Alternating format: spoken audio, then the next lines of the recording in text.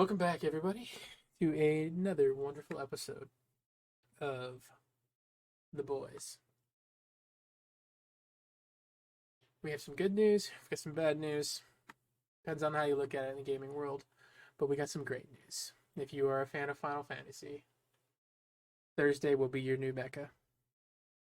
We are, what, 2 days, and for me, it's roughly 2.5 hours. So we're essentially 50 hours and 30 minutes away from the release of Final Fantasy VII Rebirth. Yeah, where's the ticker? It's supposed to be on here. Yeah, amazing. Cheers. We're having a different kind of night tonight. Joined of course with Chris and Stutters, who's got his webcam working, and at some point Dusty's gonna roll into screen there, and you'll know him by his beautiful Chihuahua butt wagging in front of the camera. He just ran off, so is he I bored don't know of if you? he'll come back.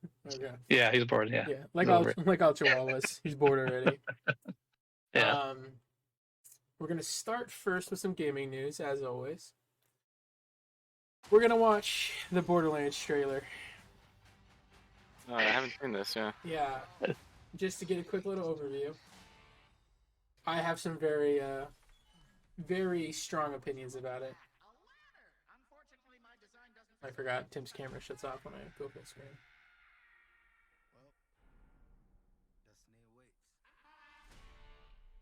I just want to. I'm gonna go back. I didn't want to stop it, but I just have to. Yeah. She's already taller than Kevin Hart. She's bent halfway over. Tiny Tina is not so tiny if you're standing next to Kevin Hart. That's all I'm gonna say. All right, hold on. Let's get back to it.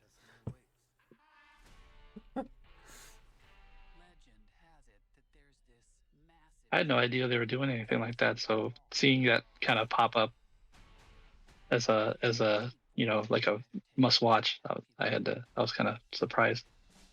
I didn't even think that was in anybody's thought process. They were gonna try to do a. They announced it like 2 years ago. I want to say. Really? Yeah, but for a long time they were stuck on the script and finding out who they were going to have do it.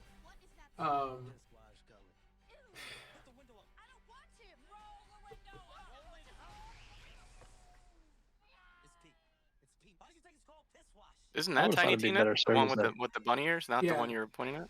No, that's what I'm saying. She was bent over. She was taller than Kevin Hart. Oh, okay.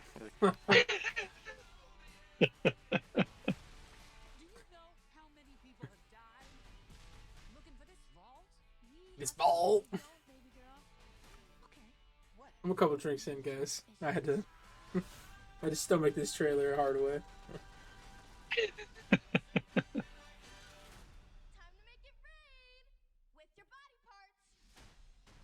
Did it need to be a movie though? Couldn't it have just been like a Netflix series?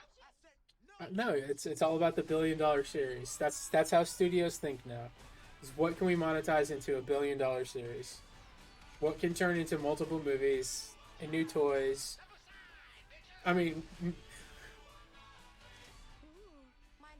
who's the production company? The team that did Venom and Spider-Man and what's the one about the vampire with Jared Leto? Morbius. So it's the offshoot of Sony's like comic book division essentially. But they lost all the rights to the comic books because everything's going back to Disney and Marvel. And so now they're just they're having to justify the studio, so they're trying to auction all they're trying to get into all these IPs. And who's directing? Eli Roth.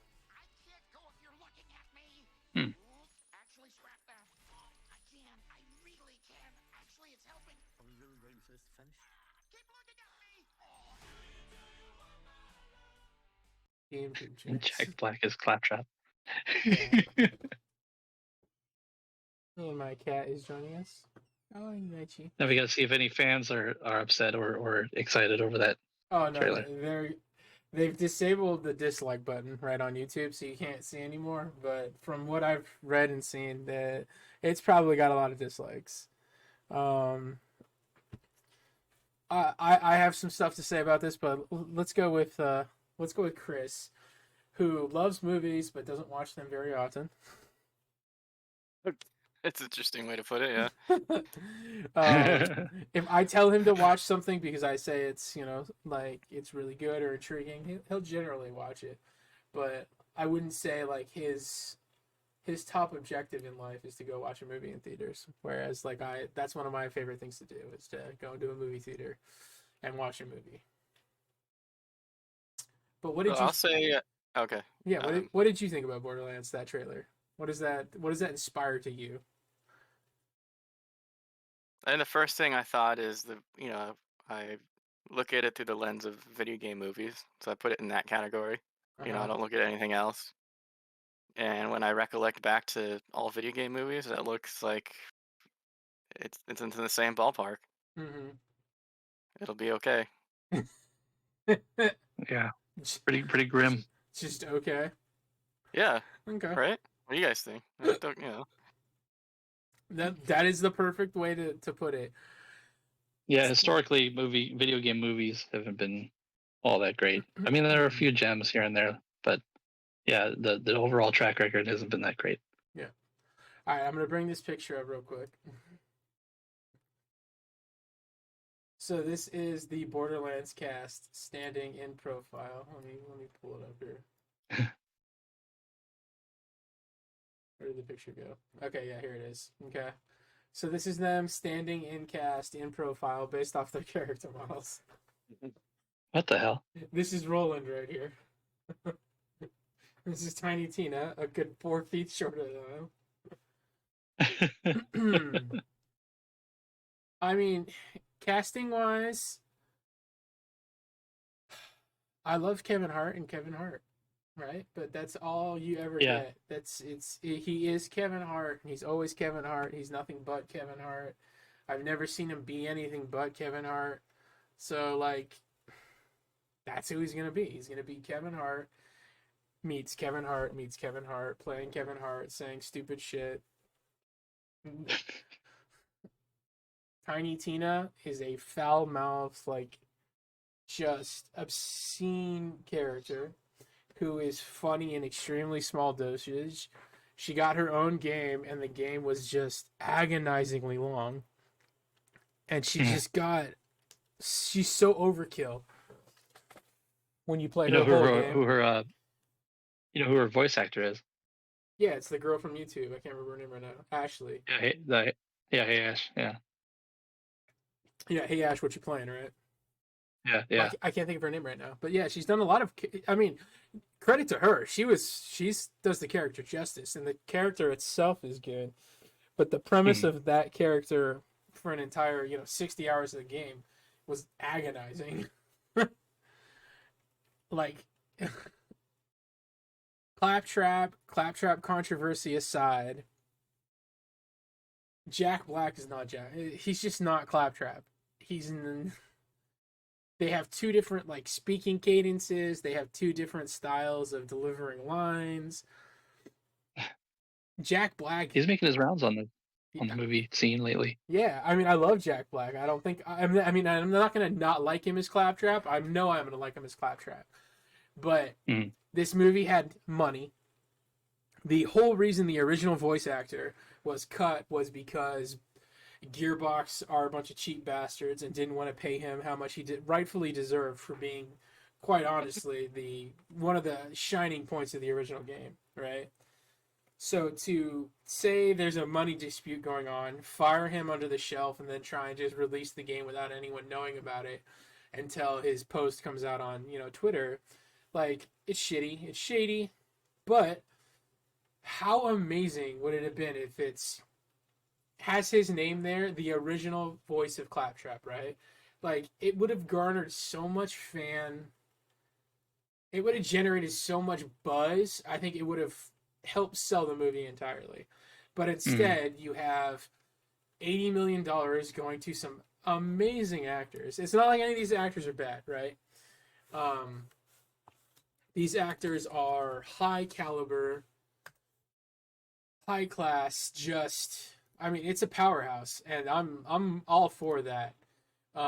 There is in no way, shape, or form anyone on this team that's bad. I'm turning your camera off for a second.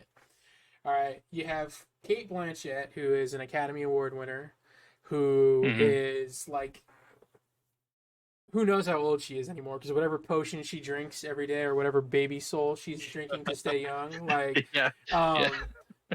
she's still a smoke show, right? She's still wife material. Jack Black's a powerhouse now. He's established himself to be able to be dramatic, comedic. He can do whatever he wants, right? And honestly, he might have been the best part about the Super Mario movie for me as Bowser. Like, it's a hard thing to compare everyone in that movie, but that, I think he sold that movie. I don't know if that movie would have done as well if they had gotten somebody else, in my opinion. Jamie Lee Curtis, who is still, again, whatever potion these two women are drinking, like, it's made out of babies. It's the souls and tears of innocent children. Because that's the only thing that gives you youthful looks like this. She's been acting since the 70s, right? Yeah, I mean, she's the original Scream Queen, but she's playing Dr. Tannis, which is a weird juxtaposition. Because Tannis in the game is like 12 years old. She's one of the youngest characters in the cast. But now she's being played by Jamie Lee Curtis, who's the oldest actor out of the bunch, which, I mean, maybe they're going to play into a different story where, like, this is a different version of Lilith, because Kate does not have any tattoos in any scene in this movie, which are a big part of the siren from the lore. To me, this is the biggest miscast. And, like, I love Kevin Hart, but I'm tired of Kevin Hart. I think he's hit that Eddie Murphy level where they're just putting him in shit and it's hurting his career. It's probably not hurting his pocketbook. It's not hurting his stock in Fabletics. It's, at some point, people are going to hate him. And I don't want that to happen to him. I just think we need to get over Kevin Hart. And there's so many actors they could have gotten. First of all, they should have made Roland older than anyone if they were going to really do this. But then they could have got out and they kind of gotten like a prestigious actor to play him. But I mean, that's kind of like the weird like comic booky movie. And this is how I'm classifying this now. I think comic books and video games just get mashed together, and we have to find a new genre for it because they're the same thing. It's just a formula. You try and complete it, and then it goes on. I think you're right. Yeah, I think this will be slightly profitable, and that's a thumbs up. And whoever greenlit it. Yeah, we hope. We absolutely don't know anything about financing for this movie, and the reason for that is what people are projecting is that it did cost them way too much, and whenever you have a movie that has that tagline in it, it automatically fails. So they could be trying to hide that fact. All right. Okay. So then you have. Do they have a release date yet? No, it's coming soon. It says coming. I think they're still fighting with. I want to say they want to do something big. Yeah, it stops. So I'm thinking sometime summer because it's PG-13. So I think maybe they'll try and aim for like 4th of July-ish time. Something where they can just get a huge draw of like parents and kids. Because obviously they're going to try and make it, have some level of draw. But anyways. Then we got Ariana Greenblatt. Ariana's an incredible actress. She's been in a ton of movies. Tiny Tina, I guess. It's just easy jokes. I think it was an easy character to write in. It's a little annoying that they didn't have, and so this is where I'm gonna throw a lot of daggers. You cast Jack Black as Claptrap, right? Why cast Jack Black as Claptrap when there is a clear better choice? You have Roland, right? Who's the character we're missing out of this in the original series besides Brick or Brock? We got one character that's drastically missing, who kind of is shaped like Jack Black, right? It's got a little bit of a tummy. It's a little bit short. Oh God. Who is it, Tim? That's you're not talking about the bad guy, right? No. He's a playable character. He's a playable character. One of the heroes or one of the 4? Yep. Oh, the brawler guy. No, that would be Brick or Brock. Or yeah, Brick. Or yeah, Brick. See, and this is where I don't get why people aren't making this correlation. I think it's been a long time. It might be. Yeah. Dude. I remember the guy that uses the crow. No, Salvador, the Gun Zerker. Oh, he was like added content though. He wasn't the original 4. I think so. That's Jack Black right there. Look at that picture. Tell me if I put Jack Black's face on this character, that he couldn't have done that. Salvador with a little bit of a spicy little like Spanish or Latin voice like inflection, a little bit of wrestling vibes. If you get my drift, right? Show me him again.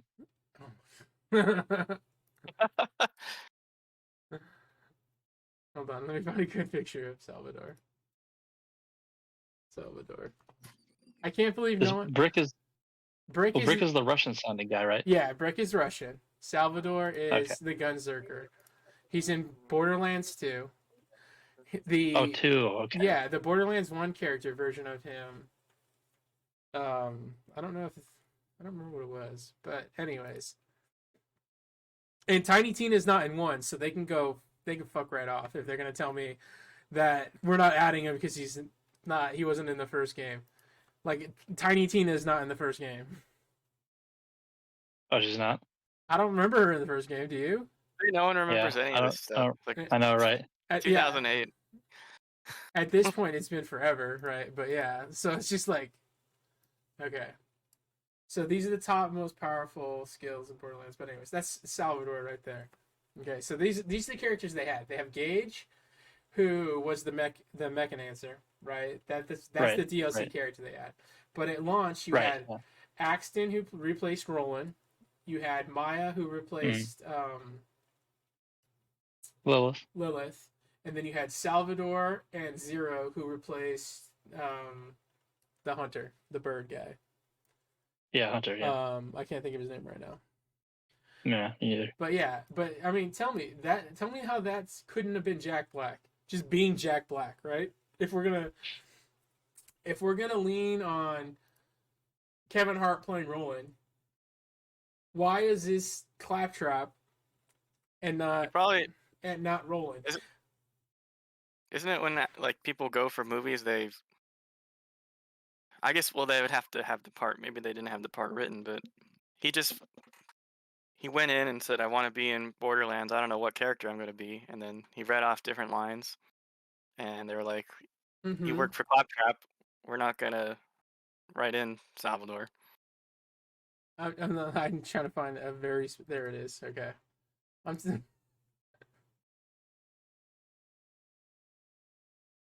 Maybe Jack Black likes Claptrap a lot. He played the games. He might have. Okay. This is Salvador right here. Just take off his head. God. Wasn't that a failure for him? Hell no. Are you kidding me? No? Nacho Libre is secretly one of the greatest movies. How did they miss that? How did they allow this crime to take place? That's all I'm saying. Because that is exactly what that is. Just because of that, thumbs down. Yeah. I mean, are you excited to watch it? Either one of you? I am excited to watch it, but here's the thing, right? I'm not excited enough that I have to go to the theaters to watch it because I have kids, right? Yeah, so that's kind of going to the theaters with the kids is already like $100, right? Especially if we want to get popcorn or drinks. So I'm not paying $100 to go see that movie. I will pay $3 out of Redbox, or I will rent it for $5.99 digitally. I won't pay $20 for early release or early access, and then however they end up deciding to do it, it's not something that's going to be in my wheelhouse, to say the least. Well, you said it's what, Sony? Is it Sony Pictures? Yeah, it's Sony Pictures that's doing it. Okay, so I might go on that. I might go on their little streaming service they got. And then I'm just gonna take a little. I'm gonna take you down the rabbit hole of who Eli Roth is. just so that you can get a real picture of who we're getting to direct this movie. Isn't he in Inglorious Bastards? He is. Okay. The director of Thanksgiving. The director of Eli Roth's Haunted House Trick or Treat VR. Oh, that's right, Thanksgiving. The director of Finn. The director of The House with Clock in Its Walls. Death Wish. South of Hell. Knock Knock. The Green Inferno. Hemlock Grove, which actually is a pretty sick thing. He was a director for an offshoot of Inglourious Basterds. He did Hostel 1 and 2. He did Grindhouse. Yes. For like some of the trailers and PR stuff and stuff in it. And then he wrote Borderlands. He's my saving grace for Borderlands. Wow. None of these are good stories. None of these are good stories. Yeah. They're all shock drop, right? They're all gore. They're all right. Yeah. Hemlock Grove is so convoluted and all over the place, but like that's who's heading this movie by a studio that has butchered all the source material. Like what they do is they take source material, they butcher it, and then try and repackage it to seem like we're smarter than the people who made it. Right? They're like the worst versions of that. That's happened a decent amount last decade, right? It's the new thing, right? Well, Venom did well, regardless if it did. Venom was going to succeed no matter what. And out of that list, Venom's probably the best one. Tom Hardy was a real good hit for Brock playing Venom. But the movies were just mid, right? They're just like, they don't. This is the best way to put it. This doesn't feel like they're aiming to hit a home run. This is like they're aiming for a double. They just want to make money off of it. I thought, yeah. Yeah, they're not. It doesn't feel like they're like trying to do something like great with it. It's a double, and if the ball slips through the outfielder's hand and it becomes a inside the park home run, we'll take it. But it's most likely a double. Right, and I think it's Guardian of the Galaxy's success, I think, set a precedent for a lot of things where you can take something that's kind of well known, that has a little bit of like history to it, and if you just execute it in a really good, like fashionable way, it can be successful. The problem is, this feels like it's a formula. It's like an AI generated program. I put in, write me a Borderlands script, and then this is what we're getting. It's like that Warcraft movie. It'll just be forgotten. Exactly. It could be. Yeah. It could be amazing. My biggest issues with that Nair trailer, Borderlands is a game known for its weapons. We saw one. We literally saw one gun and one rocket launcher. Roland has no interaction beyond he's just standing there like in all the scenes. Kevin Hart is not commanding. Roland's character is supposed to be like a leading role. I mean, Kate's gonna kill it. Jamie Lee Curtis is gonna kill it. And then Krieg. Why the hell Krieg? You were talking about DLC characters. Krieg's the most DLC character you can get. But I feel like, and this might be insulting, they picked Krieg because if they had picked Brock, they would have had to pick a face. And they couldn't afford to pay for another face after they paid all those other actors. So they're like, well, let's just do a dude in a freaking mask. Yeah. And that's so shitty. But that's how Hollywood works. And I guarantee you there's some truth to that and to some degree.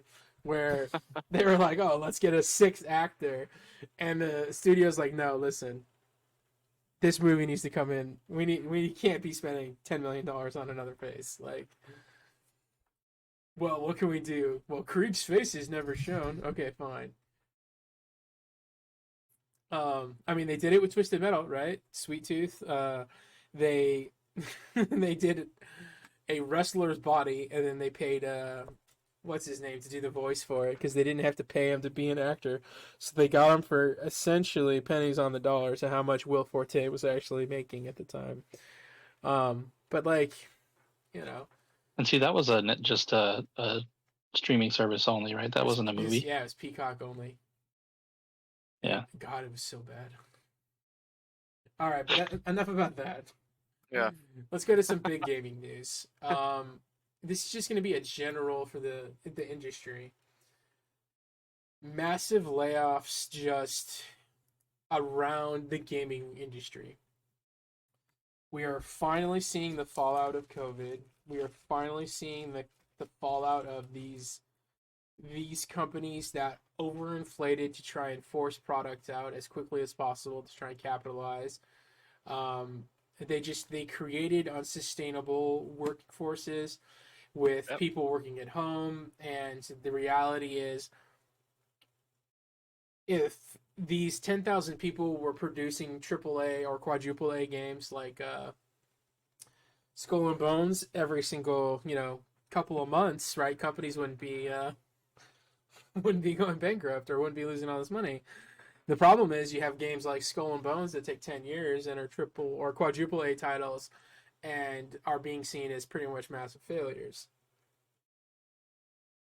You have entire studios producing games that are costing over $100 million, and the sales on them are producing dramatically less. So right, yeah. It doesn't even matter at that point, right? So entire divisions are getting shut down, and it's shitty, it sucks, but the reality is it was always coming. I don't think the way the gaming industry grew and how these people were farming cheaper and cheaper workforces was ever going to be sustainable, right?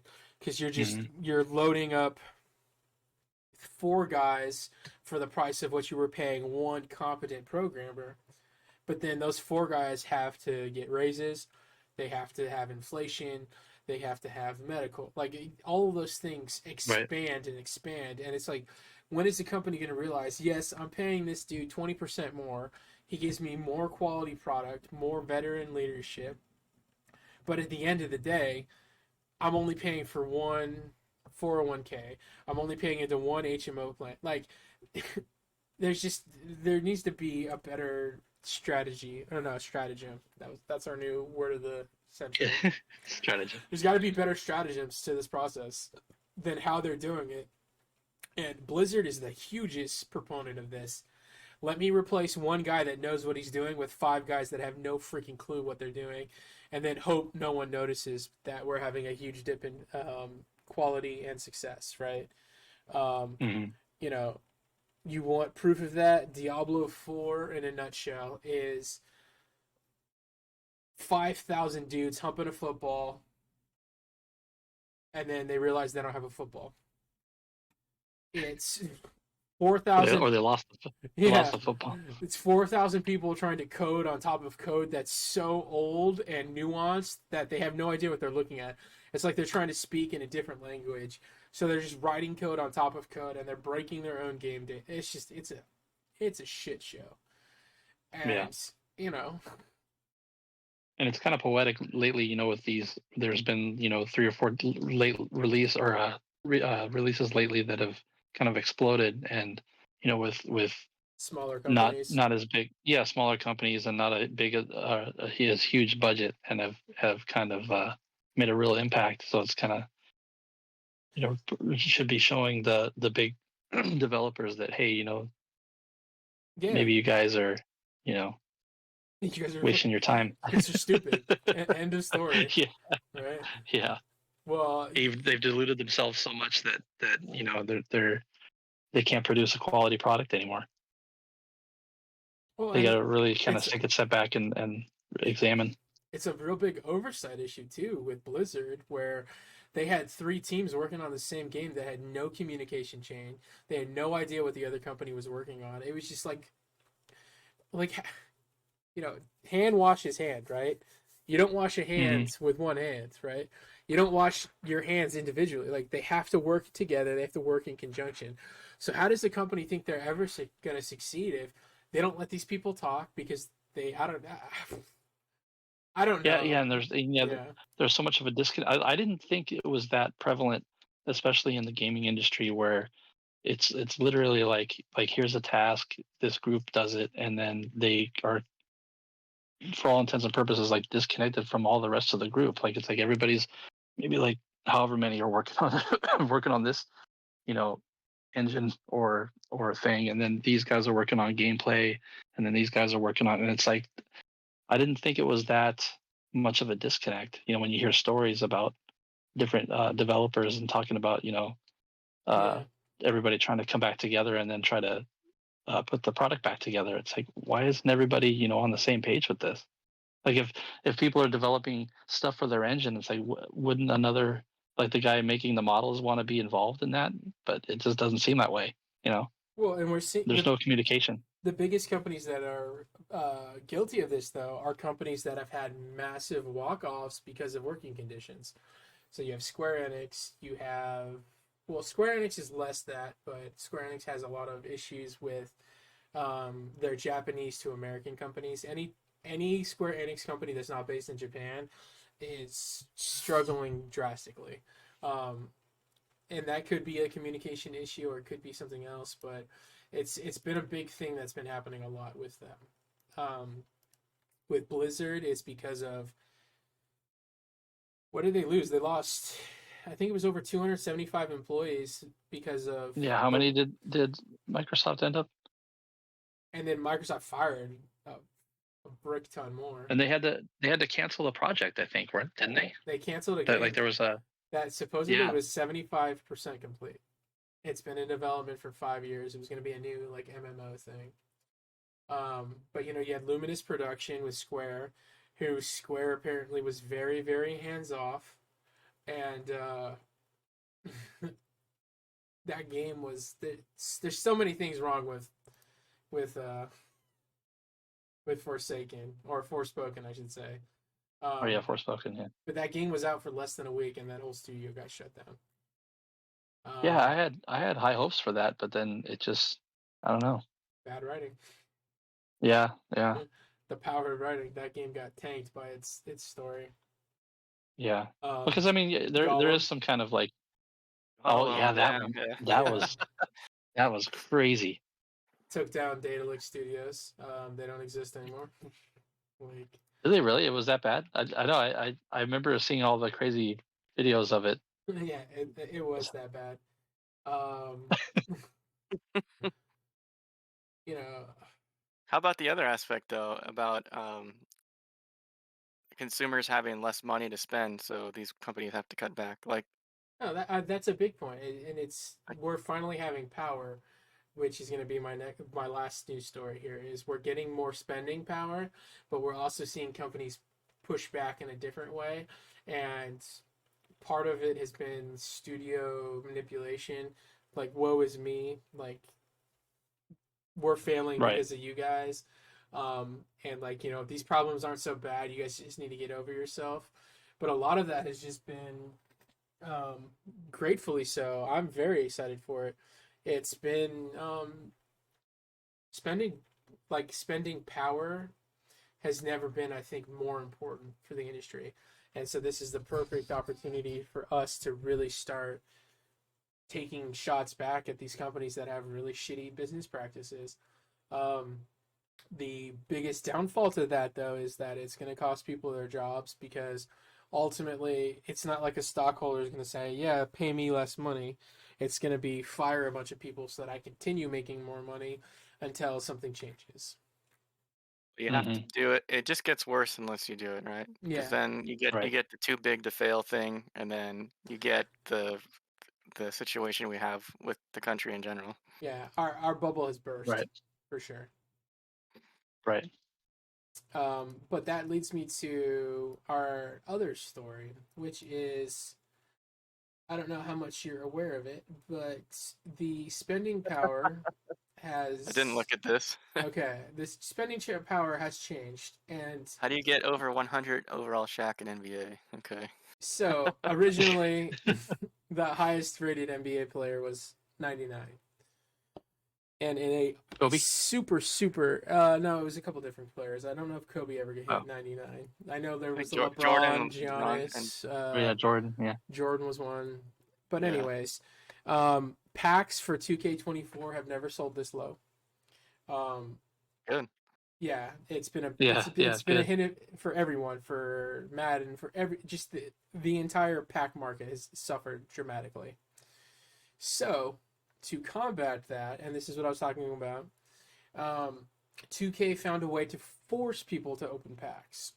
So they've released the 2 first ever 100 overalls that cannot be bought in game. They have to be pulled.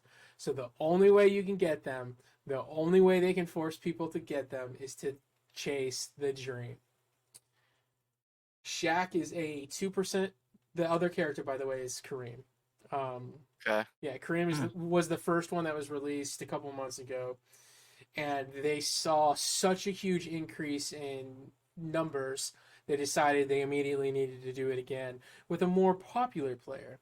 Hence, we have the Wild West, where they brought Shaquille O'Neal, and off of the anniversary of the lovely Kobe Bryant, off of his memoriam, they're going to release them as the pack sellers. Shaq is a 2% drop rate. The average dollar spent to pull him at this current moment is about $5,600. That's how much money people are dropping to pull this card that is only attainable through packs. It is so... If not in the marketplace, you can't at all, right? Is that what you're saying? Correct. That's okay. What the player base has trained themselves that they're not going to open packs. They're going to buy VC or buy characters individually. That's the best way to do it. That created a shitty market for 2K, for Madden, all those companies, because they need them opening packs. They don't need them selling on a digital marketplace where they have very, very small markup on value, right? Yeah. So, this is 2K's response to it. It has been probably more successful than it is, but it is shady as... It's shady as fuck. There's no other way to put it. This, to me, reeks of desperation. It reeks of Madden releasing 36 stickers that all cost additional money for your player. Everything about this is just, to me, you know what this reminds me of? It's a good and a bad sign. Because you and I, we played 2K over the years, and as it kept going, I remember having this conversation with you where they, Curry was able to hit these half-court shots, and all, it was like, how many more things can they do? We're stuck, 99 is the max. People can hit half-court shots, and here we are. They've, Which means next we got 150, right? 200. Who's going to be the first 1,000 rated character that can only be pulled at a 0.1, where you just press the button and he scores? Well, we need to see him in action. How good is this Shaq? Is the question, right? Yeah. He's so broken. He auto dunks on top of everybody. You just press the button if he's near the paint. He's literally drawing a foul and dunking on top of people. He rebounds over everyone. He's super fast. You can dribble the ball. Is his free with throw him. Terrible? Probably still. No, it's not. No. It might be his lowest rated stat. Here, I'll find it for you. You want to see what it looks like? Okay. Yeah, we can. Usually they have the flip over and they show you this thing. This is pretty funny shit. I didn't even know about this. Yeah. Because I thought they hit the end, because I was like, they hit 99. All these guys have purple badges of can steal the ball whenever, hit the ball from anywhere, dribble past anyone, rebound over anyone, and it made it kind of silly to play the game because everyone had the same shit. Well, here's the problem though. No one has it. Okay, you ready? You're gonna. Well, now you're right. You're gonna die. It, yeah. Okay, so this is the 100 overall Shaq line. He's 7'1". He's got a 7'7". He's got the max wingspan. He's got 37 purple badges. Oh, he's red hot from everywhere. He's red hot from everywhere. What the heck? He's a 95 free throw. 95. 37 Hall of Fame badges. Oh, you're right. Yeah. He literally can't miss from anywhere. Oh, so they break down literally where on the court you can shoot from? Yeah. Yeah, that was the first thing. So he's all of these. Does he have Deadeye? He doesn't have Deadeye, right? He doesn't. No, I don't know. Maybe. No, he does. He's got gold Deadeye. Oh my god. He's also got Green Machine, which is a new one they added, because people complained about the shot timing. What Green Machine does is it expands the bar so that you can be super far off and hit it. But he's got a gold over that as well. He's got all purple defensive badges. Wow. He's alpha. That looks really bad. Yeah. The gameplay I've seen of him being played it's impossible. Let's just put it this way. This is like you created a player, you put every stat at 99. And then even his AI tendencies are just dumb. Standing dunk 100, right? Alley-oop 95. So if he's even walking towards the basket and you try and lob it to him, he's putting it down on people. It's just infinite stamina. Yeah, infinite. Yeah. Oh my god. His animations are incredible. I mean, his dribble style is Kyrie Irving. Okay, this is what cracks me up. So he's Shaq body, Shaq skills, Kyrie Irving ball handling, and Kyrie Irving moveset, right? Signature size up, Devin Booker, Zach LaVine. Like, look at these people. He's breaking people down like Steph Curry, Kobe Bryant. Like, shut the fuck up. Like, this is so stupid. Everything about this is just like, it's disgusting. Oh yeah. Now I see why these people that have a lot of money are spending to get this thing. Yeah, right. You need it. So, this on the back of like Madden, right? Who they just had their huge pro tournament for $1 million or whatever it ended up being. You had to play with a My Team. Like they're pushing it. They're pushing the product. It's disgusting how like bad they're trying to monetize it. Now what they need to do is just have a thing where like if I click, quick play to go against someone, it just excludes 100 overalls. Like I just don't get matched up. Right. No, 100%. Yeah, why wouldn't they put them on an even playing field? There should be a option where if you have 100 player, you only match up against them. Because yeah, exactly. Even if your whole team was 99, so dude, that Shaq is stupid, right? Yeah, that's what I mean. Like that was so different that it has a different bracket. Yeah. And if 100 overalls are playing against each other, fine, that's their own little thing. Well, and like just make it 100 overall version, right? Where every single player on the court is 100. So like I don't know, man. 2K is its own brand, but like I watched a guy streaming, Troy Dan, right? Oh, he's still going, huh? Yeah. Well, and he's like gotten burned out. I watched that freaking dude drop like $4,000 and not. The only reason he did this is because Kobe was there, right? Kobe's his favorite player of all time. Whenever Kobe's in a pack, he drops buckets to get him. Mm-hmm. He couldn't pull it. And so if that's your target audience, is a guy who gets paid to open packs and you're burning him out, what are you doing to your own? Dusty, yeah. I will fly out there and I will cook you like a hot dog. Look at him. Look at that little. Yeah. He loves Danny. He does. But yeah, so like that to me is just beyond disgusting when I saw that and I was reading about that. Because in my mind, I'm just like, oh my God, like it's so exploitive, it's so targeted. But on the opposite end, I got to be real. For them to do this, it reeks of desperation. It reeks that the market is drying up and they're trying to find ways to just generate that cash. And honestly, the bubble's bursting, 2K needs to go bankrupt. Yeah. They need to go bankrupt because they need to remember other people can make basketball games. Madden needs to learn other people can make football games. They got to put time, love, and passion back into these games because they're not. They are just money machines that have every aspect of them monetized to try and generate cash. And they're burning their market out. How long is the contract? Because I know what Madden has a contract with the NFL. Madden's is ending soon. I believe it's got 1 or 2 years left.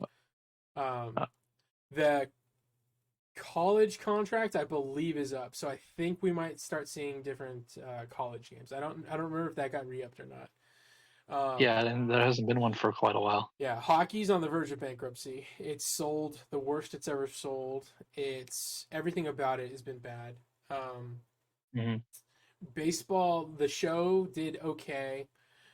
Madden did terrible. It got initial sales, but then dropped off. But that's why they literally were like, "Hey, let's invest $1 million to get people to buy packs." But I just like, oh God, man, the state of gaming, get it out ASAP. Yeah. All right, so that was it for my gaming news. I thought you guys would enjoy those. Anything else you guys wanted to bring up before we roll into? No, it's time. It's Yeah, time. that was interesting because that made me think that what Square is doing with Final Fantasy VII, it doesn't look as bad when you see that 2K thing. That was Even though it's in a sketchy territory at times, what they've done, that was something else. okay. I'm just gonna let this play here in the background. I'm not gonna have the music on. This is just gonna be the trailer for Final Fantasy VII Rebirth. I actually watched the trailer for the first time. I can't go full screen. I forgot because Tim goes derpy derp when he does it. As he's watching. Yeah, I watched this trailer for the first time. I waited until this moment because the game's literally 2 days away. Tomorrow I will be playing the demo. But this actually this brought some memories to mind, and it actually created a little bit of a different thought process for where I was gonna go. So for Rebirth, from this point forward, spoiler alerts, theory alerts. We're going to be delving into some of the things that happen, some of the things we want to see. So if you don't want any of that, love you, but you're probably not going to want to watch this stuff. I have a massive list of things that I think is going to happen.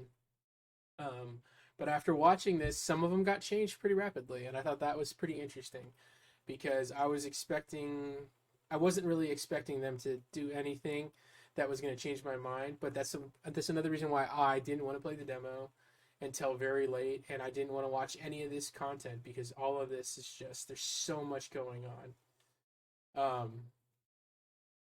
The biggest thing is, for me at least, who the real villain is, how far the second game is going to go. I now firmly believe that Sephiroth is not the villain. I think Sephiroth is ultimately going to be kind of the red herring. I think so too, yeah. I also am not sure we're actually going to get to play as Zack, which is going to be super disappointing to some degree. I'll pause it here on this motherfucker who no one knows who he is. But anyways, I don't know if we're going to get to play Zack, and that's going to be a little bit disappointing for me, but also could be where the third game kind of really takes shape and form. I now firmly am sitting in a boat that we are almost going to get the entire conclusion of Final Fantasy VII up until the final fight with Sephiroth in this game. And the third game will be 100% Willy Wonka. It's going to be off the rails, all brand new story, brand new conclusion, brand new content. And I am so hype if he has the balls to do it and was allowed to. Just because I was kind of in that boat with you, Chris, where finding out it was 3 games, logical, easy conclusion was just everyone was like, oh, well, it's because the original game was 3 discs long, right? Each disc is its own game. That's kind of bullshit. Mm-hmm. The original game is 3 discs long because the movie files were massive. The first disc and the second disc I remember reading an article at one point. I don't know if how true it is. I've read this too. Yeah, don't hold a gun to my head.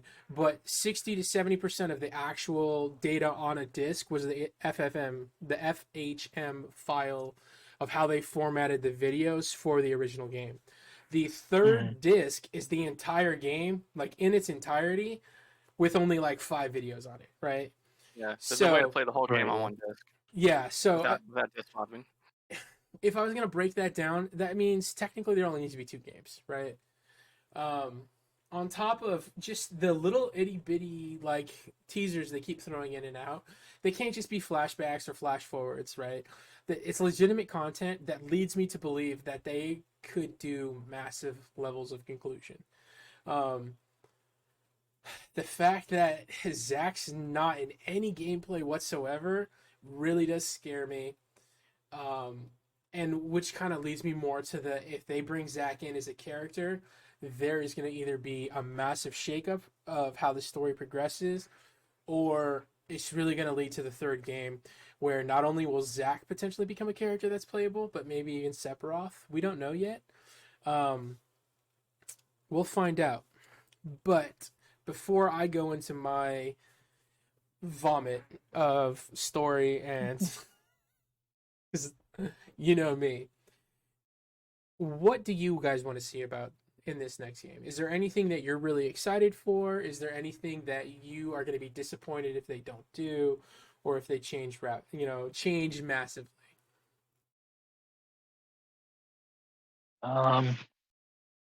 Yeah, go ahead, go first. Let's see.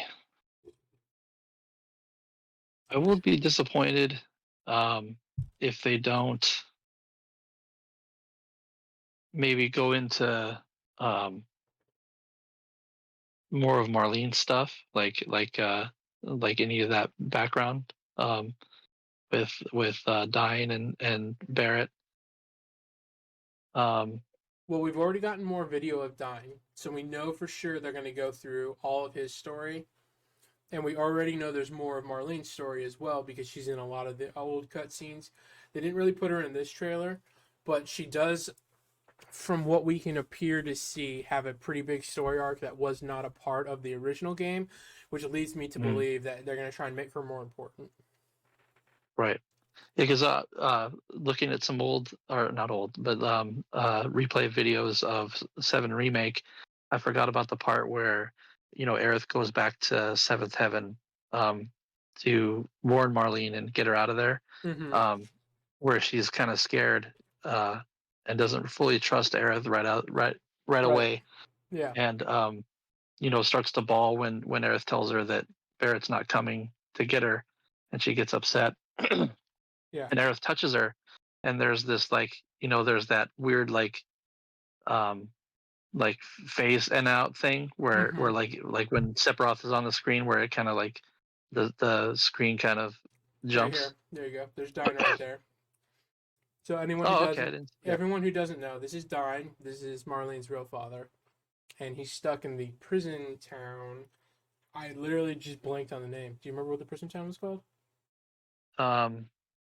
It's underneath Gold Isn't it? Saucer, though. Yeah, I thought it was called something town. I thought it had town in the name. Yeah. But anyways, so we definitely do get a Yeah. scene with him, and Oh, okay. the opposite effect is he is the mirrored version of Barrett. So Barrett loses his right hand, Dyne loses his left hand, but they both have guns for him, so they will go into that. Yeah. Um, No. Back to when Aerith touches Marlene, she does that. It does that thing, and it's almost feels um like um uh that Aerith transferred over like either memories or something, because she immediately like does a 180 and calms down, and yeah, it's almost like she gave her a glimpse of something that either reassured her or yeah, because then she looks at, there's that beat where she looks at her, and then Aerith goes like, don't yeah, say anything. exactly. Yeah, so it's like that's there's when I Time saw that, I'm like, delusion. okay, so you're right. Yeah. Yeah. Because I know a big theory is that Aerith is isn't the Aerith that is unknowing. She's the potentially the Aerith from the past games. Her consciousness is kind of carried over, just how people assume that Sephiroth's conscious is kind of carried over So the between the popular games. fan theory is that this is the Sephiroth from the original game, and this is the Aerith from the original game. So Aerith knows that she died at some point, and Sephiroth knows that he failed at some point. So this Right. is their attempt to rectify that situation. Aerith is not trying to prevent her death, but she's trying to prevent Sephiroth from killing the world again. That's Yeah. probably the most common thought process and the most common um, fan theory out there for their two characters. Mm-hmm. This is how Nomura Another thing. thinks. Part 3 Yeah. is going to have Zack, Sephiroth, and Cloud as a playable party, and you're going to be fighting something that we don't exactly know what it is, but we're going to see that scene in That's 2029. Let I him, think. let him cook. I know, right? I know what I get that feeling, just based off the cover art, because it has all three of them on there. So it's like, That cover art is why? designed to deceive you. But First one another to thing see I'd be people, so why disappointed. not? Yeah, no, exactly. No, another thing I'd be disappointed in is if they don't go into Genesis or anything like that. Yeah. And if they completely like write it off or not even touch on it at all, I'll be upset, because then it's like, why they can't Dirge Cerberus it and just so act like it didn't happen, right here for you, Tim. This might be our Genesis nod. Is Rufus is apparently doing some backdoor dealings with Wutai. We don't know really net, but they sent someone to speak to him who was wearing a black cloak. So the black cloak automatically indicates that he is either A, infected with Genova cells and part of Reunion, or B, a Sephiroth clone, essentially. Yeah. Well, it could be. I had three theories on it. It could be either Glenn from Ever Crisis, which is another Correct. popular theory, or it could be Sonnen from Intergrade, because he does mention Wutai, and they do take Sonen's body, or Nero takes Sonen's body out, and we're assuming he's going to repurpose him and for evil or something like that. Yep. Or it could be shoot, I forget what the or yeah, like you said, it could be potentially Genesis. Correct. Or something along those lines. Or Genesis will come in Game 3. They might not go too far off the rails on this one, until they just knock this bitch off. Like they're gonna try and stay on track to some degree, and then they're just gonna be like, listen, shut the door on any thought you had that we were going in the same direction. Yeah. But I agree with that sentiment. I want Genesis or some version of or some version of him. Yeah, exactly. And hopefully it's not relegated to like Gold Saucer, because I'd be even more upset if it's just like, or if he's just like how Weiss was for the battle. He was just a boss, and it's like That's my one big fear for this game is Gold Saucer gives them the ability to have created models, characters, combat style, art, to insert it into this story with, you walk into the arena, you get 5 seconds of Genesis story, and then they just put it in a trailer to make it seem like he's a big character. I think Gold Saucer gave him the ability to probably do a lot of like trickery, and my hope is that they just weren't really dishonest, because that would be slightly in that vein of maybe a little level of dishonesty, is if it's just I fight him in the arena and he's got like 10 seconds of story. Like that's not gameplay. Like he's just a battle. Yeah. He's not actually in any way or shape or form affecting the world at all outside of Well, how about we use clues from you guys know Kingdom Hearts better than me. Like, he doesn't kill anyone off, right? He always brings people back, right? It's always like no one. Is that like what's his kind of style on like characters coming back? And it's very dependent on. I'm moving my green screen. Messing myself up. It's dependent on the impact of the story. So if he kills a person, he's killing them for a reason. He's not a big like kill someone and never bring them back, or kill someone and they just disappear for all of time sort of situation. So he does kill characters, but he also sort of leaves it in a vein where potentially they can come back, or a version of them, or like an essence of their soul, something to that effect. Okay. Yeah.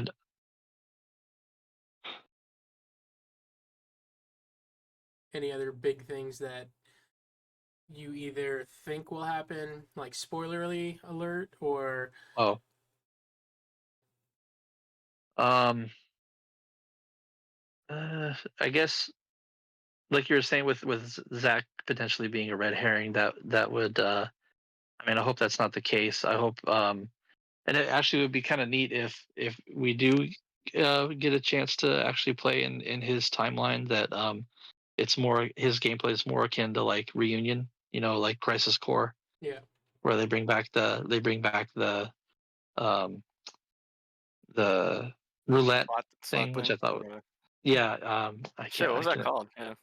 yeah, it'll come to me.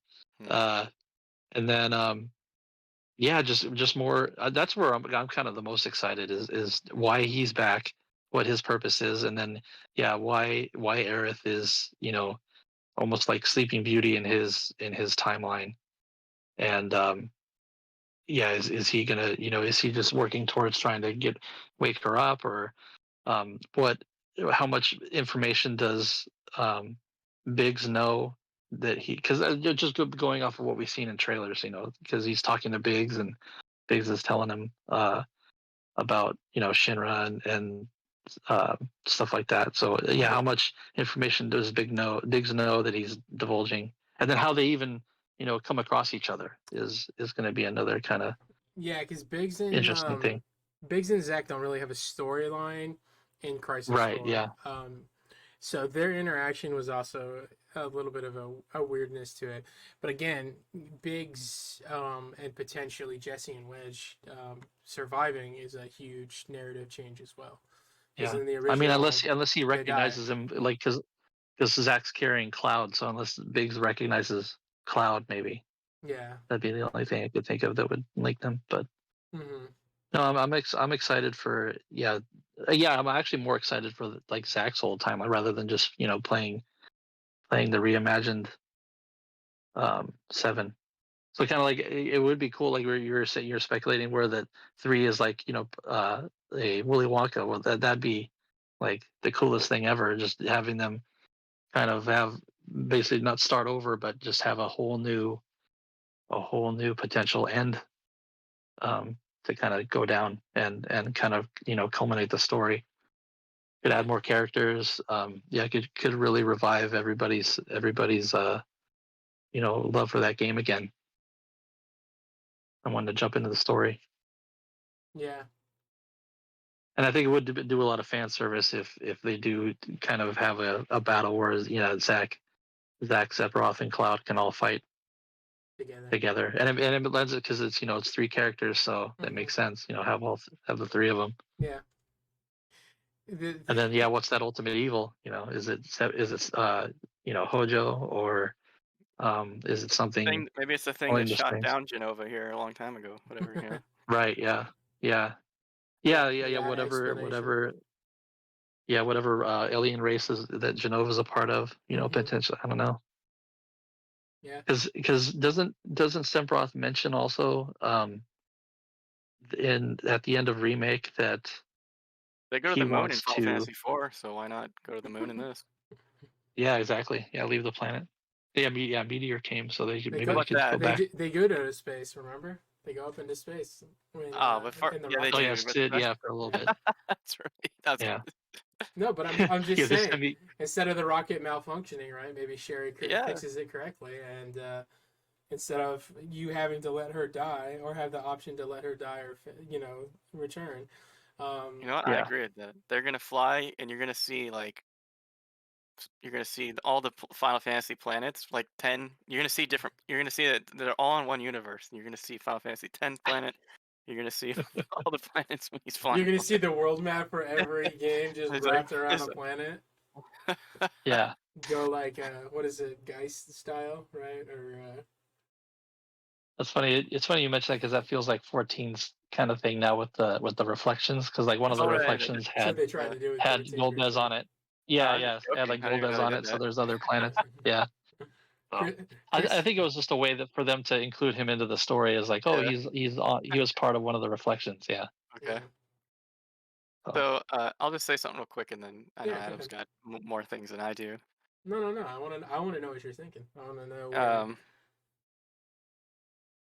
I really didn't know where to go, so what I did was I looked at a lot of the review. I don't know if you guys have looked at the reviews. Not a single goddamn one. What I did was I picked the 2 lowest reviews and the 2 highest reviews, and I read them, Okay. just on Metacritic Yeah. to get kind of an idea. And what you're getting into. the main thing I was focusing on was the story, because gameplay, graphics, music, like we all knew that was going to be 10 out good. of It is 10, good, right? Yeah, it and is. no one disagrees with that, right? Mm-hmm. Yeah. And so I kind of want to read this, and I kind of don't, because I feel like this review actually seems to spoil the story more than any other one. And I don't know if you want me to read this or not. Like, maybe Not if it's I'll gonna read this spoil like the story. Huh? Not if it's gonna spoil the story for me. Okay, maybe I'll read this. I guess it's irrelevant to read it after you play it. So, but anyway, someone has some interesting ideas about what. I mean, they played the game, so they're not speculating. Yeah. Well, go ahead. But crush my soul. Let's go. I don't think it will. I think you'll. I think the rationalization will be that this guy is a pleb and he doesn't understand. I think that's what you're gonna say. Pre-game me, is he a neckbeard that didn't want the game to be Right, changed? yeah. Okay, so I don't know. yeah. Based on what he said, do you feel like he's a person that never wanted this game to get changed? Is he a purist, or is he down for the ride? Right? Is he rolling with the G's, or is he just like you're all incels for wanting any kind of change? I think he is. He doesn't like the changes, and he doesn't like the idea that any change is like positive no matter what. Like Okay. anything new is good, and like screw you for saying like Mm-hmm. something like that. Okay. Go ahead. Well, I'll read it, and then yeah. you. So he says the prospect of reimagining Final Fantasy story that acknowledges the past while exploring a new future is exciting. My biggest concern was that the setup at the end of Remake and the implications of it could lead to the story becoming convoluted, and sadly, that's exactly what's happened in the final stretch of the game. Each time I think about it, I'm either less certain of what is going on and what it means, or I'm perplexed as why it's happening that way. I love that Remake folded in all these additional ideas and expanded the world of 7, and Rebirth was poised to lean into that further, but it ended up making the core story much worse and not doing right by a character key to that element. Mm-hmm. I can understand what Square Enix was going for in its idea that I like, because it's full of potential interesting narrative pathways, but it's delivered so poorly that I don't think most people will see that potential.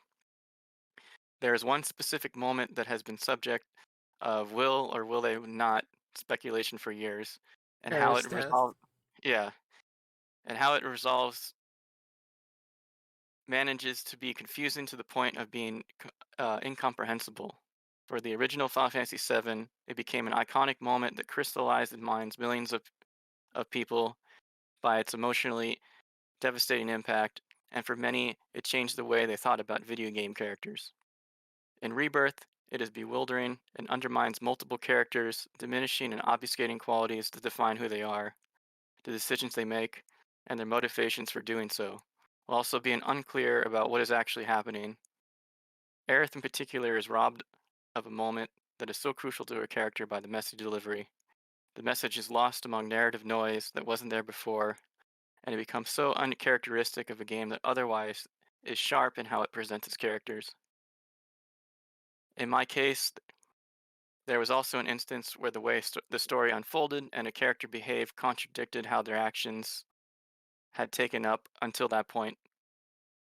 Of course, all of this is open to interpretation, and perhaps some will find meaning where I couldn't, but having to untangle a story in a desperate bid to make sense of what it is isn't what I wanted to be doing when the journey was completed. So he just didn't understand. No, it didn't. Or he wanted maybe closure in it? No. He wanted it to play out a totally different way, and it didn't live up to his expectations. So he's already upset because he's builds himself into a false sense of expectation of what's to happen. There's a difference between being down for the journey and letting it take you where you want to go, and having an expectation of how you're going to get there, and then being upset that didn't go the way you wanted to. It doesn't pan out, the way that you wanted. The original game left just as many questions and considerations as he's potentially saying there is. No decision can undermine a character in that moment because it wasn't a decision they knowingly made. It's a decision that we have artificially injected into Aerith in that situation, into that moment where she knowingly went to die. That's not true. She knowingly went to potentially be allowing herself to be sacrificed.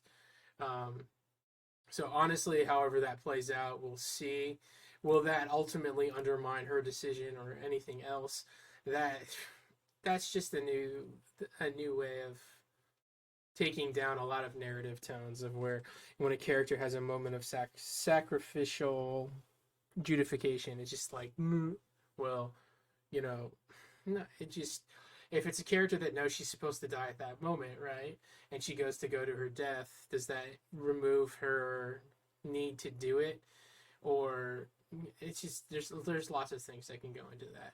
The simple fact that we have 2 to 3 to 4 to 5 to 6 characters that potentially have different thought processes than their original characters ultimately means you're going to have different outcomes to each of those situations. And when you go into something with such high expectation, knowing what's going to happen and having that expectation to it, you're going to get, that's, par for the course. His review is probably not wrong for him because that's his experience, but it's also, he probably went into that with a really high expectation of what was going to play out in that scene, and because it either drastically changed or went away from where he was expecting it to go, it taints the entire thing. And then and the moment you hit that level of investment or like emotional investment, and disappointment, every aspect beyond that becomes even more hyper focused, right? So let's say that happened 30 hours in.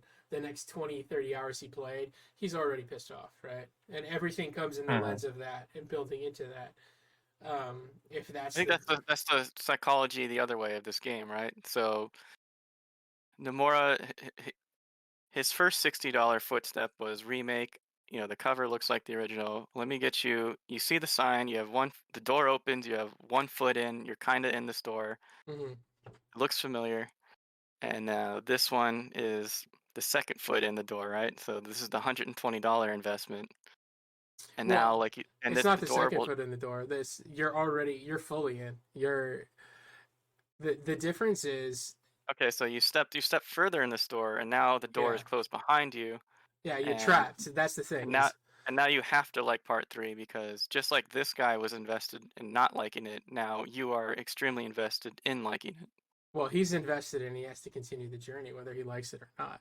And that's probably, and if, I'm just saying that's the psychology that it goes back to what we started with this, where you said the thing is to make billion-dollar franchises, right? Yeah. Square Enix was like, the only way we're gonna greenlit this is if you can create, $1 billion through this, Nomura. And he was like, all right, like now I have to hold my beer. That's what Nomura said.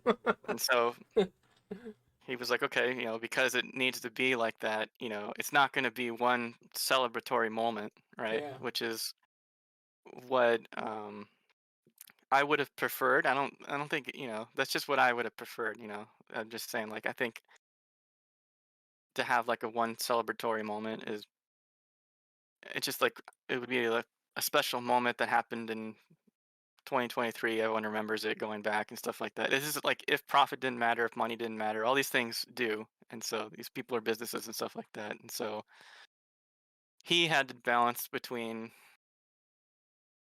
making this a celebratory moment and making a lot of money. And I think he's doing the best he can.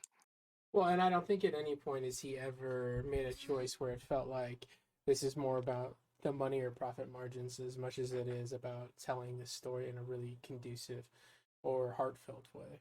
And I think that's the difference between it becoming exploitive and then it becoming a celebration of the original story. Um, I was 100% expecting to see more reviews leaning in his direction um, than there was for Remake, because Remake was the softball. I got to get people into this, and I have to get them prepared to making massive changes. Rebirth is kid gloves are off. I'm gonna punch you in the face, and you're either gonna like it or you're not gonna like it, right? So I was fully expecting there to be a lot more. If 90% of the reviews for Remake were positive, I was expecting this one to be a little bit less, like 70 to 60%, with more people being a lot more It's just a better resolute. game. Yeah, Like, forget the story. It's just such a better game that's what rose the score. I read a lot of the reviews. Most of them don't touch on the story, and a lot of them mentioned that we were asked not to discuss the story, right? yeah, When we which reviewed it leads and me to stuff. believe for him to say things of that nature that are so spoily, it feels very clickbaity as well. Because for him to go into that level of detail and potentially one of the most important aspects of it, to basically say you're going to be completely let down about the only reason you're going to play this game, and that to me just right off the bat, just it's acting on bad faith, right? You have to be the contrarian in this situation. You have to be the one, right? There's going to be a million people talking about this game. Let's find the one where it's one dude shitting on the game. He's going to get more clicks. Once again, the final sentence is, of course, all this is open to interpretation, and perhaps some will find meaning where I couldn't. Right, and that's his like Now when he starts getting flamed just on the just like internet, he can be like, "What? I said it was open to interpretation. This was my experience. I'm just like glad." you're not giving him credit. Yeah. Well, I'm not discrediting him. That could have been his situation entirely, but the fact that he would choose to highlight the only moment that potentially could matter in this game is, to It's a me, long review. That's just the part that I read. yeah. And that should have been, if he had any level of ethics or if he wasn't doing this as a clickbaity thing, he would have had two reviews. One, this is my review of the game.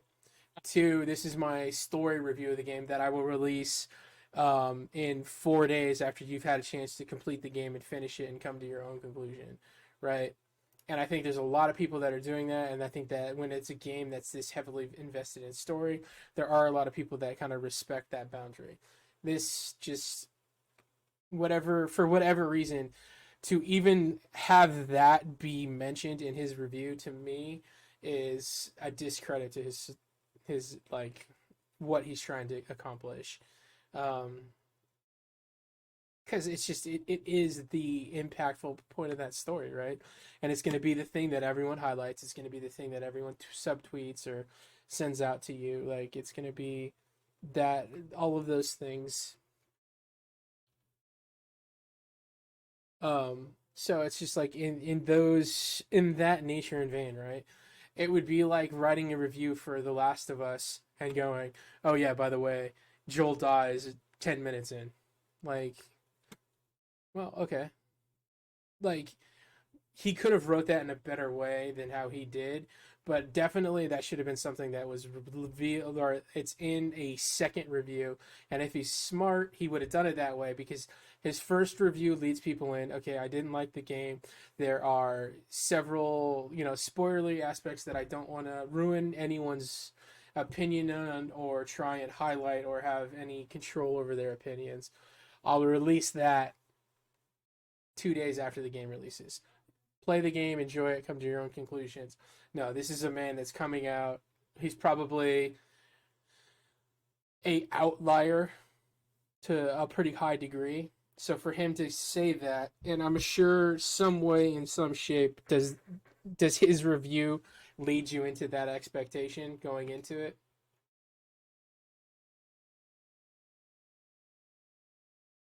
I mean, let's. What you're saying is that anything anyone says can lead you to a certain path, and so is that that's true. Anything that anyone says will lead you to a certain direction. Which is also a big part of the game, right? So the big part of the game is manipulation and characters' involvement in it. We already know that Aerith knows everything, so everything she's done is to manipulate the stories and manipulate characters to a certain outcome and degree, right?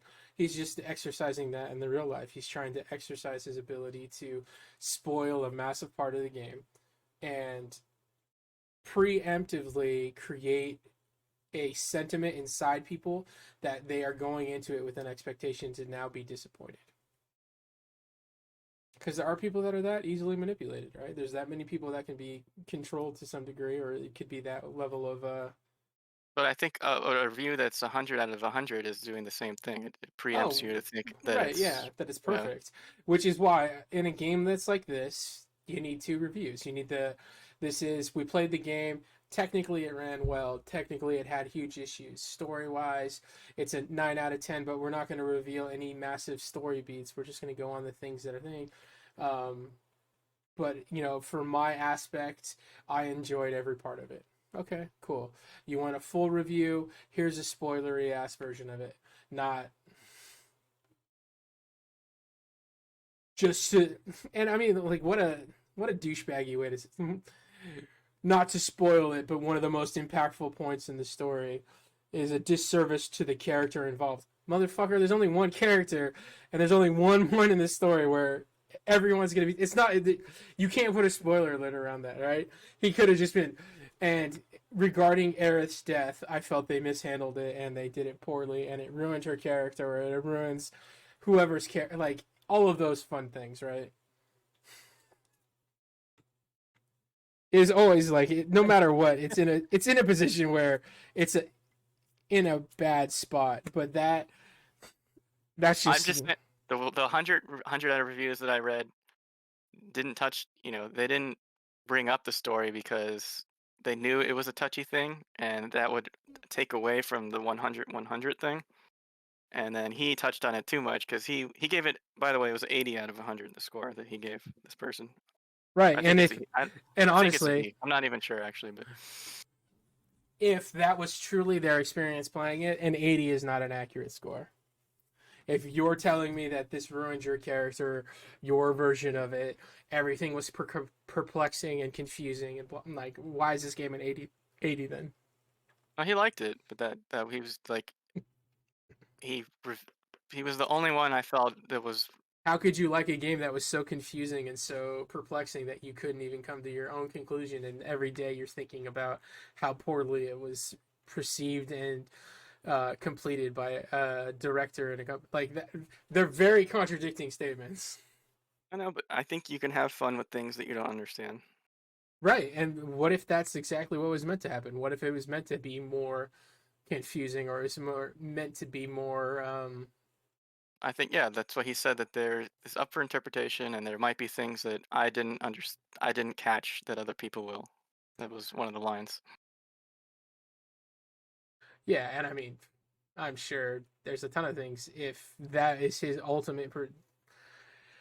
Nothing that's happened so far has undermined any character, other than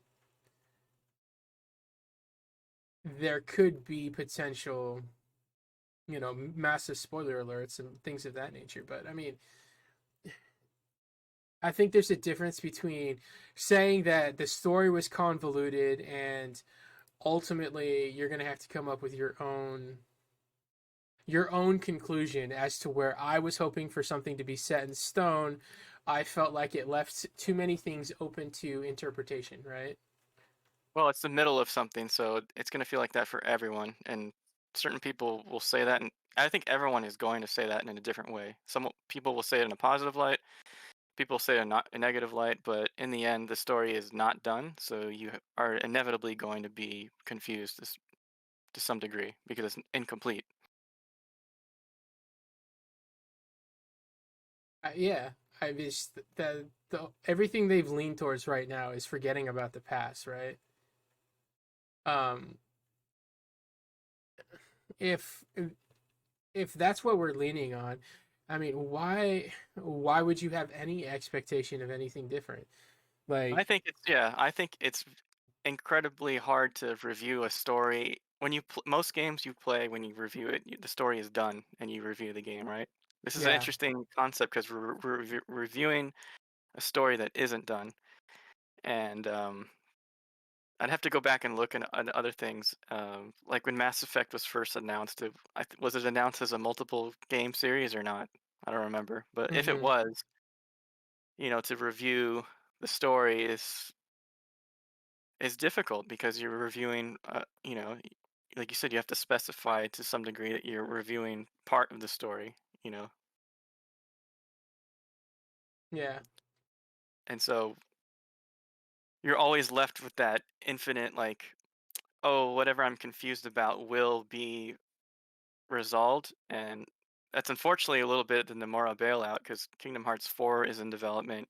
There's two more Kingdom Hearts games in development, so he always has that kind of like whatever doesn't make sense will one day. Just trust me. I don't think this will go that far, Yeah. but you always have that kind of like card in your deck to play when it's not complete. And so I think that'll be the greatest defense to this game will be it's not done yet.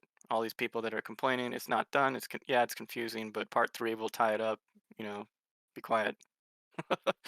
Yeah. That's and ultimately that's why I feel like if you're gonna write a review for this game, right, especially releasing it now, their review. I'm actually surprised Square even let people release reviews in the game. Um, so to me, it just feels like okay, if you're gonna go into that route, or you're even going to try and focus any aspect of your review around that, right? You don't do it in your first review because you're not doing it like you're telling me the game's an 80, so I should still buy it, or it's still good. But then now you're trying to ruin it for other people. Like that's where I feel like it's not about him reviewing this game, honestly, in a way. Um, and so I think ultimately, if you're I think gonna make that the aspect of it, you're doing it for the clicks. that's yeah, I mean the timing of it, there's a lot of things that go against him, right? And because his score is different than others, right? You know, Exactly. 80's on the lower spectrum, and so you get that kind of thing where if you get a bunch of things that are in the higher, if you get something that's contrarian, um, it has a higher bar to pass for you to see it as reasonable or as Mm-hmm. not just for clicks, not just for money, as like this is actually like a real review, a real opinion. And that would come like if me and you actually followed this guy for years and we knew who he was, right? Then we would be able to parse that out and be like, oh, he really meant this or he didn't. So I, we don't know. I would be surprised. Click on his name and see if he's got other reviews for games I and did see. click on his name. Okay. Yeah. You want me to look? I'll go ahead. So I'll look while I just brought that up just because I wasn't really good with like all like this the big theories with this. I agree with you with the Sephiroth thing. I think that he ends up being a more of a playable character in the third one. Um, and there's going to be something else introduced. He's not the final boss. I think that makes sense. And I think you're right. I think part 3 is opening the door to it being a billion-dollar franchise. So Mm-hmm. that'll open. Part 3 opens up to other games being made in the 7 universe. Yeah. I mean, there's a lot of like aspects to it, but I just ultimately I think if you're gonna focus your aspect of a article to be that contrarian, or to be like, oh, I'm not trying to ruin this for you, but by the way, this is gonna ruin the whole game. Like, and then oh yeah, but you should still buy it. Like, pick a lane, dude. Make the game a 30. This is why I hated it. Done deal, right? Okay. fine. Like you're gonna get more clicks and more views that way. I feel like he did the bare minimum. He gave it a lower score than probably everyone, so he stands as an outlier. And then But he reviewed remake and integrate. He okay. also reviewed those two. What did he give enter or remake? Remake got a 10 out of 10, Mm-hmm. and integrate got a 7. And you know why Integrate gets a 7? Because it goes off the rails of the original story. Um, and for the most part, interjected a lot of what the core games of the second game were going to be.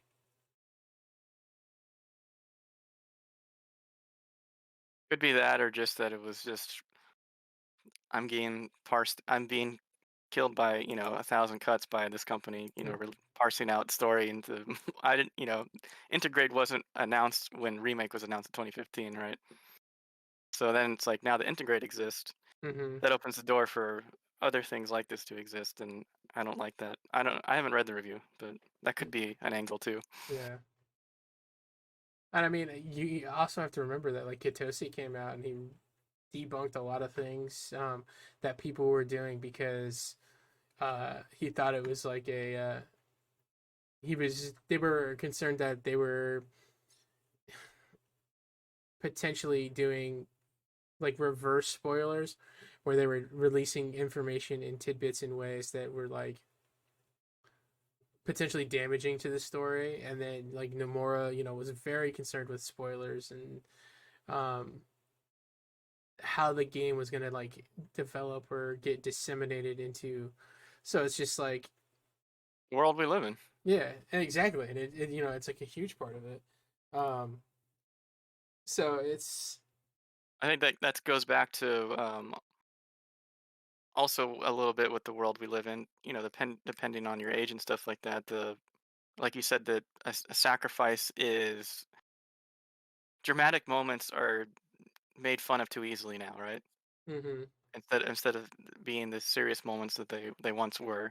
You know, if someone is overly dramatic and sacrificing themselves, it can become a meme, or it loses the deeper meaning because Yeah, people, I don't know, the world's so fast now. It's hard to I don't know. We just kind of think about things on a surface level because we don't have time to dive into things. Something like that. yeah. And that's gonna be like the ultimate part of the game is how much are they gonna deviate or how much. And a lot of it could still be things that happened in the past. It could be things that happened in Aerith's timeline if she's a different version of Aerith, or things like so. It's just people always have that complaint that it just feels cheap or it feels like it was too easy or it was a cash in, right? Um, It's just the fear. The fear is that in 2029, people are go, damn it, all this was to make more toys and to make more games and stuff like that. It was just a gateway for them to make $1 billion. yeah, And well, I don't know. It's half true. I think it'll be half true, right? yeah, and like ultimately it can go into multiple different directions. Um, he had you know, the blessing of getting to play it before everyone else, so good for him. But at the same token, I guess my responsibility in that situation, if I was to change it, it wouldn't have been to craft something that is designed to ruin people, and that's ultimately how I look at it or how I take it, based off what you said, how he wrote it is. Yeah. It became less about him trying to say like, oh well, I felt hoodwinked, I felt like it was cheap, right? He could have framed that in a way where he doesn't have to reveal any actual story, any spoiler to it. He could have expressed the same thoughts and emotions, right? He chose to express it in that way for a reason, because it didn't live up to his expectations. So his job is to ruin everyone else's now, or to try and manufacture his level of disappointment into other people. Isn't that every review though? Is to manufacture your emotion of it Not into other people? not every review. It's every like the point of every extra like every review that's trying to sell the game, right? Some people just review the things to be honest, and I'm not faulting him or saying he's not being honest, but I am faulting the way he's potentially releasing that information, or more importantly, the context in which he's doing it, which seems more targeted to cause more damage than it is to be good. Because if he really did have that level of animosity to the way the story's told, why are you giving this game an 80? Oh, I love the game, play it, but it sucks and you're not going to like it.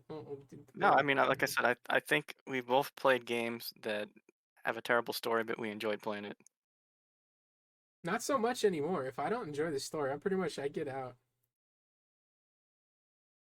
Well, that's fine now, but I'm just saying it in your whole lifetime. Yeah, in my whole lifetime, I've definitely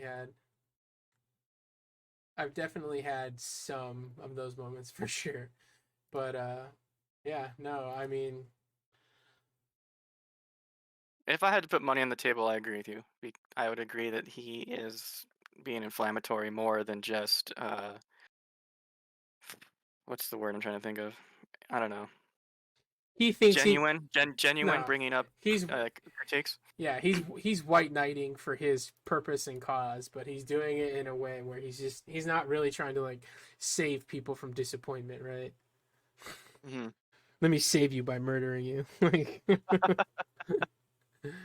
yeah, I mean, like that, and that's the whole aspect of it. And I like that's why I don't read reviews, right? Because I want to craft my own interpretation, or I want to experience it in a way where, it's fresh or it's new to me. I don't want to go into it expecting disappointment, or I don't want to go into I think yeah. I think you don't need reviews at a certain point. Once you're involved in an industry long enough and you get older, like it'd be a whole nother discussion on reviews, and what they are, what's their purpose, and their purpose is to drive sales. Their purpose is, like you said, to manipulate you, to some degree, and some industries are more captured than others with reviews. Yeah, but that, excuse me, that to me just sounded like what I was expecting. Like there's gonna be that person that says this game is perfect, right? Buy it, it's a must buy, 10 out of 10, game of the generation. And then there was gonna be the person that's like, oh, buy it, right? But it sucked.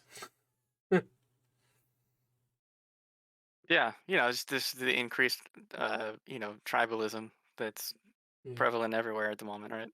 Mm-hmm. But anyways, so we've harped on that long enough. Yeah. So now we can go. I'm curious what you think about,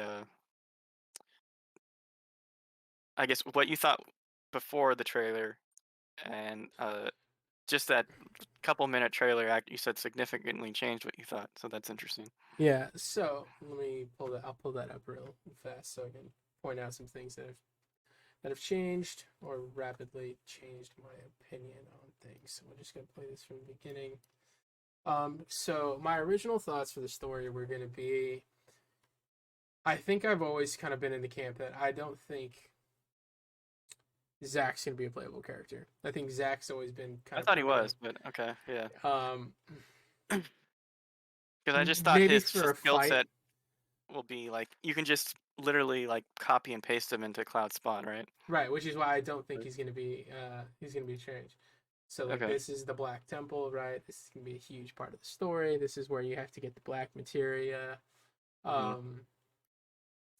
And this is also potentially where people are thinking they're gonna put Vincent in the game instead of putting Vincent where he originally was. Okay. So you got a lot of things, but I was always firmly in the camp that as much as I would like Zack, it doesn't bother me. Having him in the story is important though, depending on how they're utilizing him. I feel like this is going to be a different version of Zack than what we're used to, which is Zack was Cloud's mentor. Zack was the real soldier. Zack dies fighting Sephiroth. That version has to change. And the reason it becomes, why does that version have to change? And the thing for that is, I was always leaning towards a version of the game where this Sephiroth has gone to multiple timelines and done different things. And ultimately, he continues to fail for specific reasons. Yeah, I thought that was actually another thing I thought was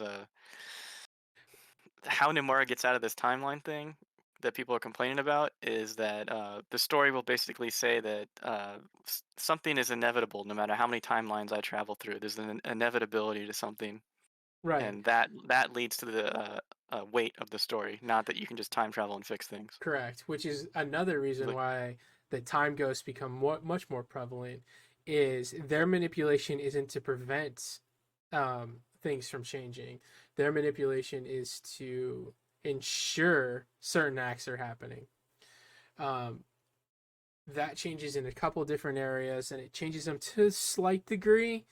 And it's not to keep the timeline intact. It's to keep certain things intact, and those things that need to stay intact are the story beats with Cloud more than anyone else on how Cloud develops. And the reason it needs to be based off how Cloud develops is because Cloud is the one that defeats Sephiroth. Yeah, he's trying to make him change because he's like, I keep losing because this happens. It's like that Groundhog's Day movie with remember that one? Yeah, to some degree, Bill Murray. Yeah. Yeah. To some degree, I think it is that, right? And if he kills Aerith, he loses. If he kills, when he kills Zack, he loses, right? So there has to be a version in the game where he's only killed Cloud. But if he only kills Cloud, how does he still lose in that scenario? Well, if he only kills Cloud, right, maybe Zack becomes the focal character because Zack and Aerith do have a relationship, right? So maybe Zack becomes the arbiter in that situation, right? He becomes his vanquisher. Because it's a big thing between Genova cells throughout all of it is how much the Genova cells really have control over the things that are happening. So we know that there's a lot of things that are changing with this version of Cloud. But the thing we don't know is what is it that they're trying to prevent or what they're trying to encourage.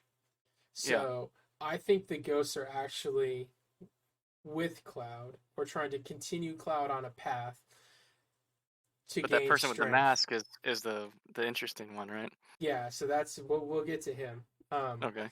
So the story beats around Cloud are relatively the same, except for the things that are making him evolve or grow, right?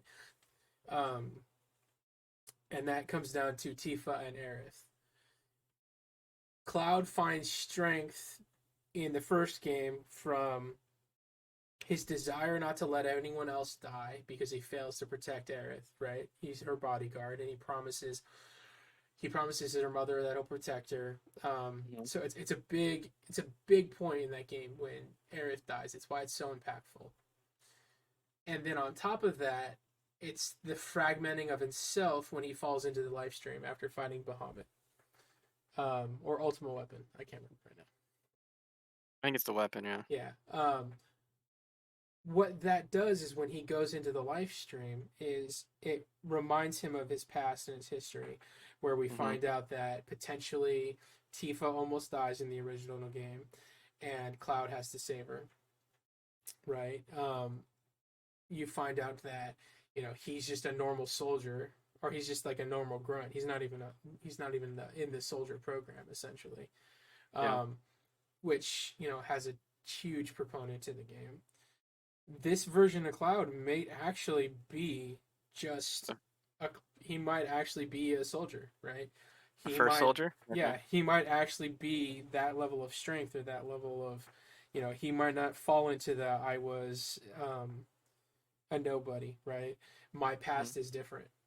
So what we could be experiencing is a version of Sephiroth where he's amalgamating all the other Sephiroths to try and gain strength. It could be a version of Sephiroth where he's killing all the other Sephiroths for their potential failure to replace them in the timeline, because multiple versions of him can't exist, otherwise it starts reunion or it starts another sub-factor, right? One little hint real quick. What was the Roach, right? The new guy on the bike, Correct. right? Yeah, He doesn't recognize Cloud, right? So maybe that's a hint that he's not first class again. that is, Is that or it's a hint or that this Roche is from a different timeline as well. okay? So Missed that. this could be a Roche from the Zack's timeline, and he's there to get stronger, um, fighting other soldiers, right? Okay. There's a couple of things they can do with it, and I really do hope they expand on that. Roche is one of my halves, where I don't want him to just be a sub boss that shows up every couple of chapters and you fight him and then he goes away. I really want them to expand on his character and his story, um, pretty dramatically. I think it's important. I don't think if you just leave him as he is, that it's going to be that would be one that feels like a really big letdown if they don't do anything with him. Um, there's also the possibility that Cloud becomes the villain. Yeah. Because Cloud definitely has Genova cells inside of him. He is manipulatable, and perhaps that's what Sephiroth's aim is, right? So where that dude complained that it felt like a character's choice was removed, did his choice really get removed because it's bad storytelling, like Shelby and See, you can say that because that game's done. We know that was yeah, bad. There's nothing more to say. right, yeah. Or does it feel bad at the moment because a character got manipulated into doing something that he regrets, which makes you not like him as much, right? Um, so, Another Shelby jab. right, yeah, for sure. But Roche is a character that they can do a lot of, right? Because Cloud doesn't know who Roche is either. So Right. that's where I'm leaning more towards that he's not an actual soldier from his timeline, um, because Cloud doesn't recognize him, and if Cloud was still playing the nameless, faceless merc, who was just on the train, like he still knew who Zack was, he still knows who Sephiroth was, he would still know who other known soldiers are, right? Um, to That's some fair. degree. And Yeah. he just doesn't even seem to recognize him at all. And then it was just Hmm. like, this little moment where they're just like, oh, okay, well, I guess we're just both soldiers, right? They just kind of like have this level of acceptance. He's not an, Respect of strength or something. yeah. Um,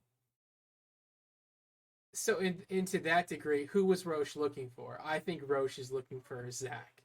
He doesn't find Zack, but that's what his character is looking for, right? Um, Hmm. there's also a potential that Zack is the villain, right?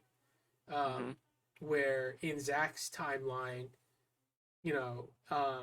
Cloud joins Reunion, right? Cloud becomes a villain. Cloud kills the whole team, or does all these things. Are you literally playing a? Right. Good night. What is on your arm? Was it? Numbers. Okay. All right. Love you. Good night. What is that noise? Mom's blow drying her hair. I forgot what I was saying. Oh, so there's a lot of things they could have done where they change the outcome of specific characters in a way that people would feel would be unfaithful. Um, there's also the potential that this Aerith is not even human. That this Aerith is literally the embodiment of the life stream trying to protect itself. And this version of Sephiroth is the embodiment of Genova cells trying Hmm. to manipulate that revival or that rebirth.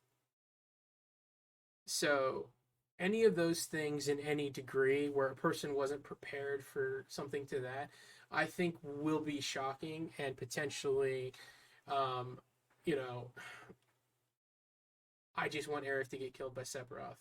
Well, you might not get that because the version we might get is a version where Cloud gets manipulated and his PTSD has him be the one that kills Aerith in that scene. Instead of it being Sephiroth stabbing her, maybe it's Cloud stabbing her, right? I think yeah. No, I think you're right. I think it'll be hard to digest, and it's kind of people are be like, I want to enjoy something. I don't want to consume a history lesson, and they might have a negative pushback because of that aspect. I just want to play a game and have fun and not have to think too much about it.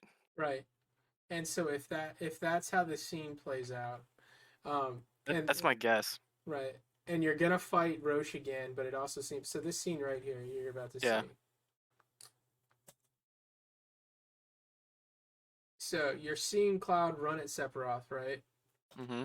We see Cloud stab him, and it's Sephiroth saying this line: "Fill your hollow heart with rage," right? Mm-hmm.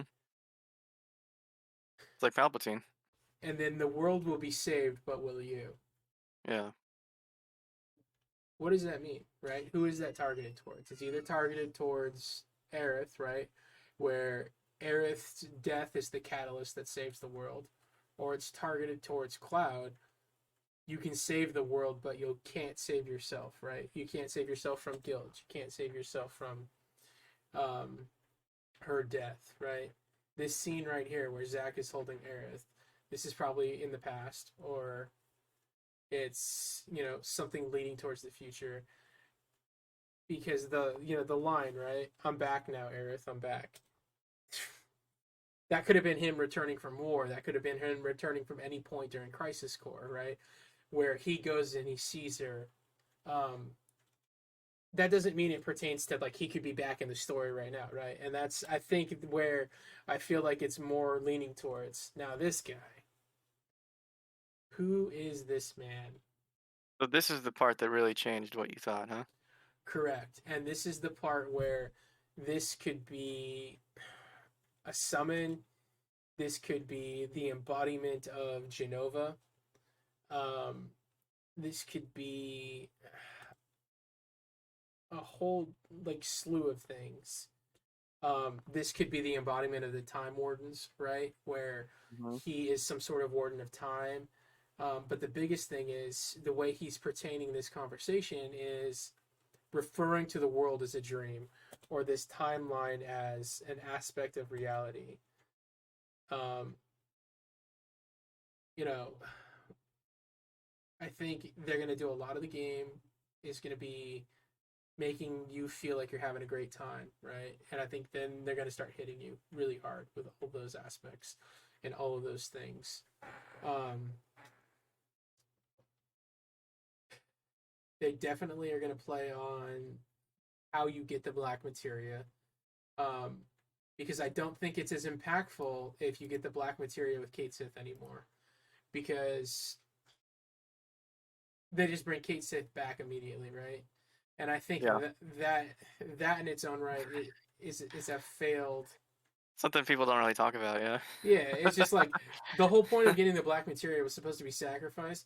You don't sacrifice anything. It's a freaking doll, right? It's a robot, right? Yeah. So that's a huge story element that could change as well. They could do something pretty massive with that, where a character literally dies.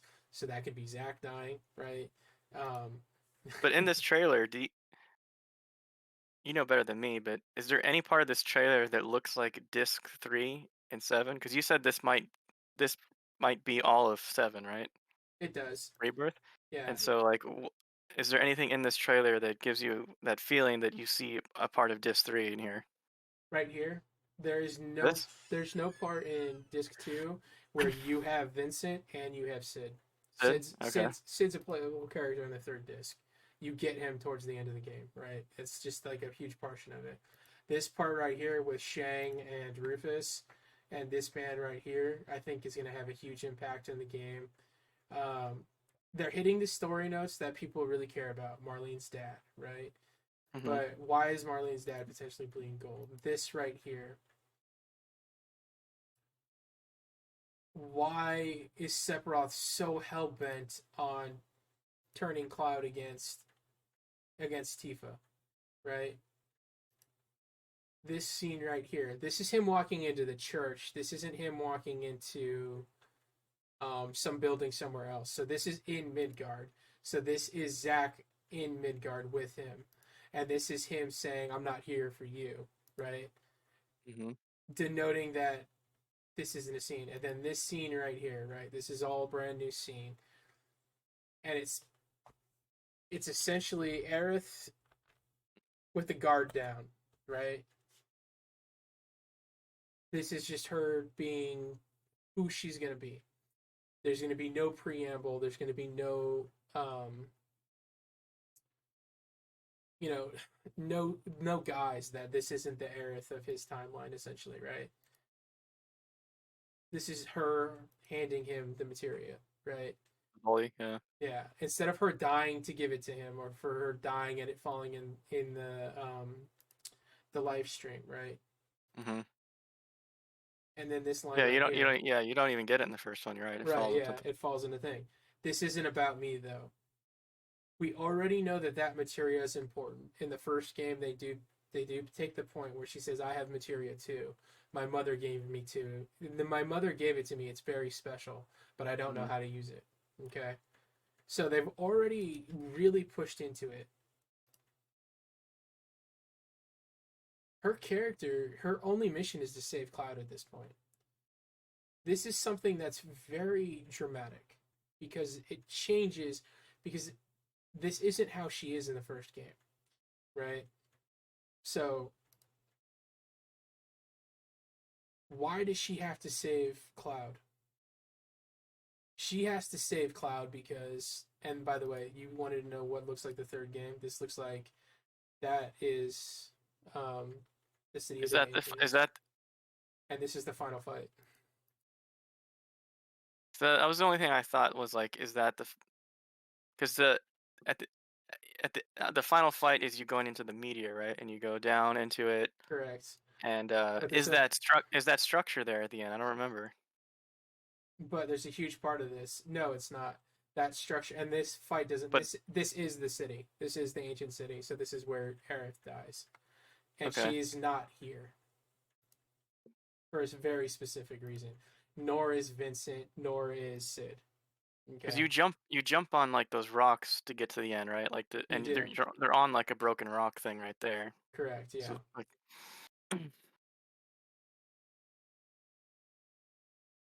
demo available now. So that's where winner of the most anticipated game. Yeah, no shit. That's where I firmly believe, and by the way, this ending screen is also representative of this story. You have the original game right here, which is, it's a little bit darker, right? You have another timeline right here that represent a future that could be good. And then you have the bloodied background, right? With lightning and chaos and influx, which is the world essentially being going to war. So you have Cloud, you have Sephiroth, you have Zack. You also have this little shadow in the background that's very spherical that could be representative of meteor. But maybe it's a different type of meteor. Maybe it's not the meteor that's going to destroy the planet. Maybe it's a meteor that's bringing more Genova cells to the planet. Right? Maybe that's something that didn't get expanded on in the first game. It's not about destroying the planet. It's about converting it into... I feel like they're going to talk more about that, yeah. Right. And that, that will lead to Nanaki and his grandfather when you're in Cosmo Canyon, right? There's so much more that can get led into that. Because the original one, not a lot of it, but one of the aspects was environmentalism. And so the Genova thing is tainting the environment, right? Correct. Cells. Yeah, the cells.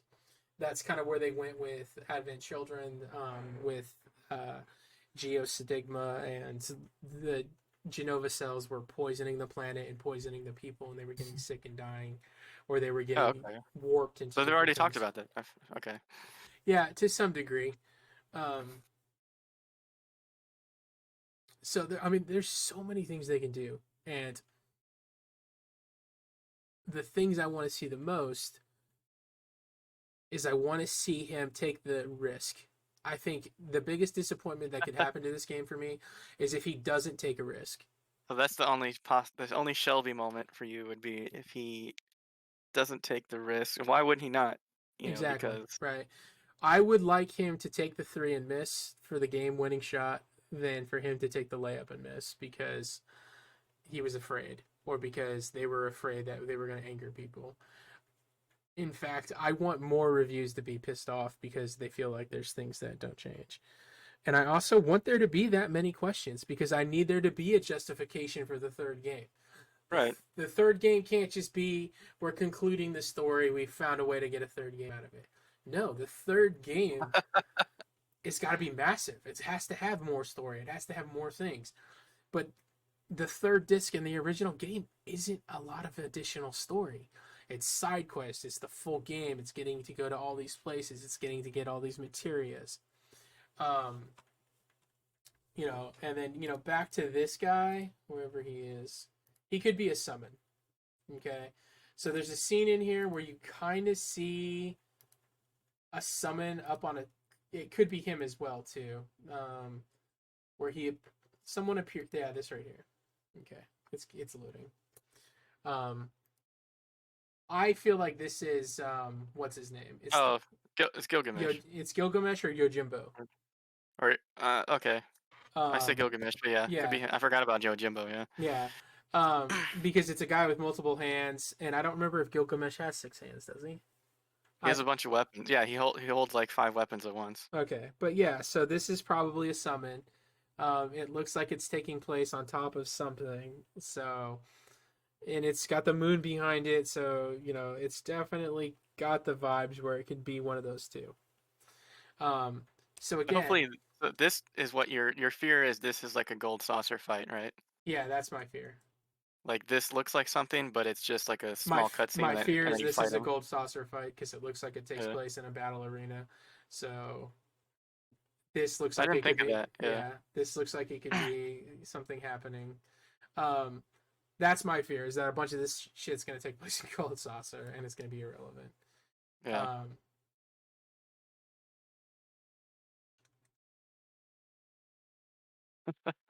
Will I be disappointed if Zach is just backstory and a way for him to progress the story to develop Aerith a little bit more? I won't be 100% disappointed, but this guy right here, this moment right here for me was the most interesting. Risk-taking, right? Because of these 4 dots. Because if these 4 dots are representative of slots for materia, maybe he needs the black one, the white one, and some other materia, right, to be empowered. The fact that his ears are pointed like that, the way he's holding his staff, maybe he's a broken version of a summon from a different timeline, they can go a lot of ways with it, and I'm excited. Most importantly, my true villain is... Obviously, they can make it Cloud. They can continue it to be Sephiroth. They could have it be Zack, where something happened in another timeline, he comes and he's pissed off and he wants to, kill people. But you're going to talk about the scientist. It's Hojo. Hojo is secretly developed something. It has to be Hojo for a couple of reasons. One, they have him in the trailer a couple of times, and if he wasn't important, he wouldn't be. If he was still continuing to be the dumb shit character he was going to be. But more importantly, Hojo manipulates Genova cells. Hojo manipulates ancient cells. His entire purpose is to make a master race. And what better way to do that than to now have a race of people. How did I skip him? I saw him for a second. Yeah, I know. He's literally in this for half a second, which is another telling sign to me that he's going to be more important because they didn't want to put him too much in this, right? You gotta hide your true intentions. This is Rufus, right? And this is Hojo. This is important for one reason. There he is, yeah. Look at that smile. That's a man that thinks he's won. Or he thinks he's controlled an outcome behind the scenes without knowing, right? What if he is manipulating the Time Wardens as well? what if he's created a being that can manipulate time like the Time Wardens, that has the strength of the Genova cells, and ancient cells? He's created the ultimate hybrid so that he can turn himself into the ultimate bad guy, or he can turn himself into the ultimate villain. What if this thing, where is it? It's his creation. Or him. Or him, okay. What if this is what he becomes after he injects himself with all these different things, right? What if he finds a way of, instead of becoming the monster that he becomes in Final Fantasy VII? Yeah, he does change in that one. You're right. Yeah. I'm gonna bring up a picture of that. Yeah. Yeah, I'm going to.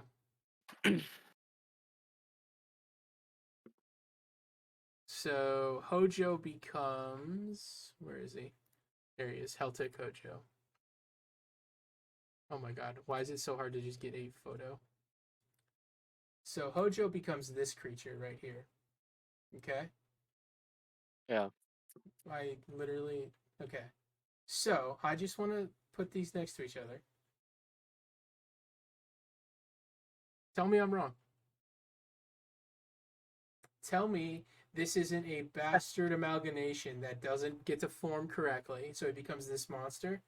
Tell me how this doesn't have the same color scheme, same skin tone, same like bones and things that are building inside of it. Does does this dialogue make sense of being him?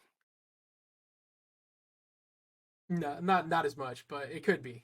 Or it could be the creature he creates and he thinks he's creating something to be powerful and he can control, and instead he creates this, which is a sentient being that has its own thought process. Or I want this over here.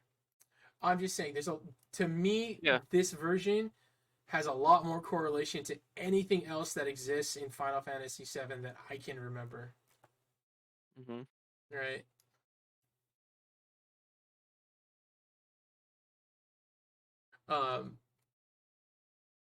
I think you've thought beyond Nomura. You think I have? I think you've reached another level above him. I don't give him as much credit as you do. Really? Okay. Yeah, but we'll see. I think it's because I only have heard shit about Kingdom Hearts and I haven't played those games. Maybe they're actually better than what is sold. Yeah. I mean, yeah. So this guy was the most intriguing to me because he didn't immediately correlate to something from the original game's past that I was just like, oh, well, this makes a lot of sense. He looks like Cosmo Canyon-ish, right? He could be something around there. He could be. He could be something that you're fighting with Inaki. Because remember, you go into that cave, Yeah. and you have to fight a beast in there. So he could be the irradiation or the like a tangible version of what the cosmos is. Like, so this could be, their way of explaining the universe, right? So this is some sort of entity that, and to me, the surprising thing for this, right, is this trailer came out on February 6th, and there's not a lot of people talking about this guy, right? Yeah. But real quick though, like what did you think was going to be, and what isn't now because of this trailer? I still haven't really got your answer. Like, what did you think was going to happen that now you think is not going to happen? I thought for sure that I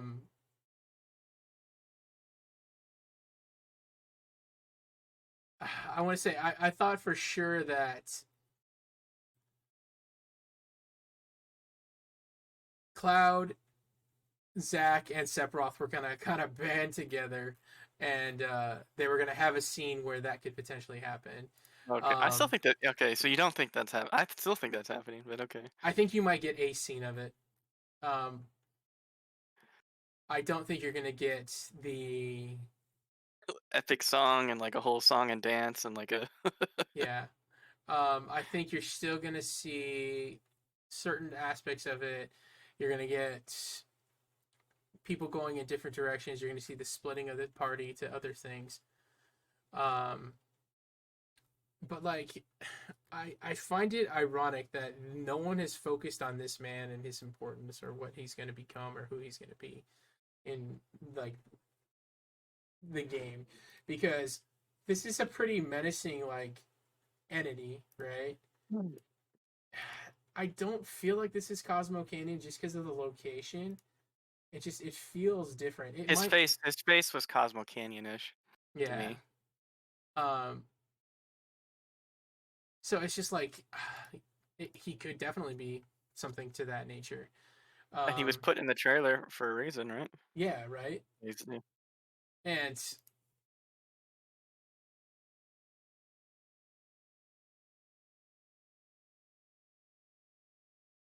so it's like I want there to be more aspects, or I wanted there to be more aspects, and I think that did this for me. I was worried that it wasn't going to have those aspects to it, but they allowed a lot of things to exist. Also, and this is where if I was going to go, like, he was going to go off the rails, Tifa could be fake. So there is a clip that has since disappeared. I'm sure it's there somewhere, but there's a clip where Sephiroth and Tifa are talking, and Sephiroth doesn't recognize Tifa. He says, "Who are you? Didn't I kill you?" I don't remember that, yeah. Yeah, and I was looking for it again to see if I could find it. But what if this isn't our Tifa, right? What if potentially not only is Aerith a different version of herself, so what if this Tifa is a different version of herself, right? What if this Tifa is some sort of... She seems to know more than you would think, right? Well, in her character in the original game, she plays dumb on a lot of things, but she also pushes a lot of narrative story, right? She pushes Cloud to question a lot of things. He pushes there to be a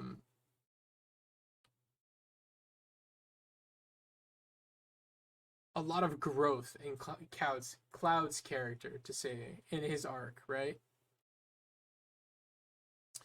So what if her version, or what if, and again, there's all this conversation about what happens 5 years ago, and I think we're going to see a huge catalyst at that point, where 5 years ago in Nibelheim, something huge happens, right?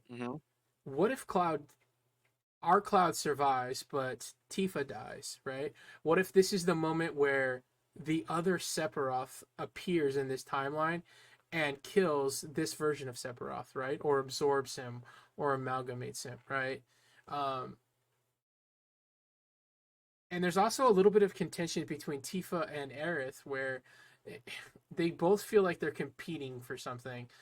And Aerith's relationship with Cloud was never like that boyfriend-girlfriend-y feel. It's more like a big brother, I'm going to protect you from the world feel. Yeah. And so for them to kind of play on that, it does change it to some degree. So it could be, how did that really play out, right? What if Zack doesn't have a huge story element and everything happens with Zack actually happens 5 years ago? What if we go back to Nibelheim 5 years in the past and we have a version of Zack where Zack tries to change the past with Aerith and they fail? They fail to stop Sephiroth in the past, right? So it's just like you can do so much. And that's where, to his point, what if that's where he finds it convoluting, because there's all of these diverging paths, but it ultimately has to lead into a different in a different thing. Oh, the actual line is, "You know that I killed her, so who is she?" But that could also lead to Sephiroth's manipulation of Cloud, where he's just trying to make him question everything that he knows to be real, right? Because in the first game, he always has those blackout moments where he just changes, and they attribute it to his PTSD. But if they're kind of cutting that out, maybe it becomes more about Sephiroth manipulating Cloud, and that's where, well, if you remove Cloud's choice, maybe that's where they're kind of going with that. But again, right, that's always just going to be like a kind of huge aspect to it. But that ending scene, right, this right here is where this is a huge moment. More importantly, look what's coming in right here. Those could be the Time Wardens, right? Those could be the ghosts coming again to the culmination of a major point and a major catalytic essence of the story. What is it again specifically? Is that the city of the ancients? It looks like that structure that you go into. That's the city. Okay. This is where Aerith dies in the original story.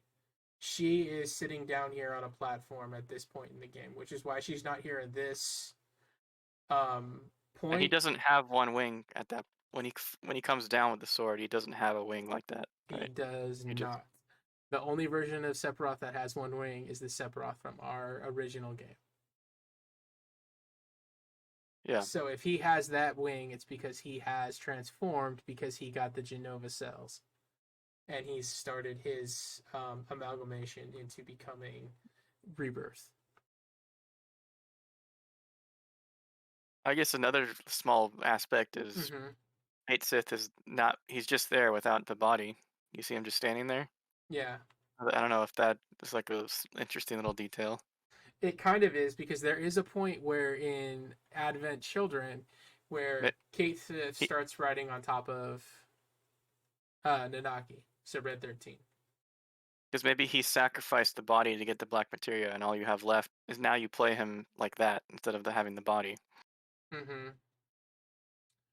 People are believing that to be Gilgamesh, the man on top of the pillar. Oh yeah. No, I unfortunately think it's the Gold Saucer Gilgamesh fight. I think. You think it is? I think you nailed that. Yeah. Yeah. But Gilgamesh also, in the canon of Gilgamesh's story within the Final Fantasy universe, is he travels through time. He travels through time and he's interdimensional. Yeah. So the purple guy could also be Gilgamesh as well, which would be, if that's what he looks like, that would be kind of shitty. And that conversation is with Gilgamesh. But again, we don't know. We do know a couple things. We get to see Sisney again. How do you pronounce her name? It might be Sisney. But she is this character. Let me see if I can find her real quick. She's got red hair. You see her for a hot second. Yeah. She is from Crisis Core, I believe. She should be right here. Yeah. Right here. So she is from Crisis Core. Yeah, I didn't recognize her. She wasn't in the she was introduced in Crisis Core. A lot of fans really liked her because she's potentially like Zack's Tifa. But she used to be a part of the Turks. So she was in the Turks with Sang, Reno, and Rude. Her character disappeared in the original game, and they brought in Elena. And you remember how Elena's the new girl, and they're trying to train her? That's because of her. Very small part in the original, yeah. Yeah. We've never known what's happened to her. So them including her does have some pretty big impacts, because she's in a version of the timeline where she hasn't died yet. We don't know what's going to play out with that. She could die to to what's the Wutai War, essentially, with the two different terrorist roles, or she wasn't even in Advent Children, right, where they tried to expand on the Turks' role and their importance. So with the Wutai thing, I think Tim mentioned it. Do you see it as, if they add anyone from First Soldier, are you skeptical on that? No, not unless they do it in a really bad way. I'm fine with them bringing in all that additional detail because that Wu Tai aspect is important, and that's what the third game can focus on. Is if there's an additional war happening behind. Oh, it's Coral Prison, by the way. I don't know why that just popped in my head. That's Damn, where, yeah. yeah. 3 hours later. Yeah, wow. Shout out to that just popping back in. So there's a lot of things that could be going on here, and a lot of things that I think if they do, people aren't going to be gelling with. Because what if Tifa really is? If Tifa is really dead, that's going to crush my soul. If this is just some weird like Genova, um, like clone that's trying to manipulate Cloud to try and help Sephiroth, and she really dies in the in Nibelheim. Yeah. Oh my God. Woo.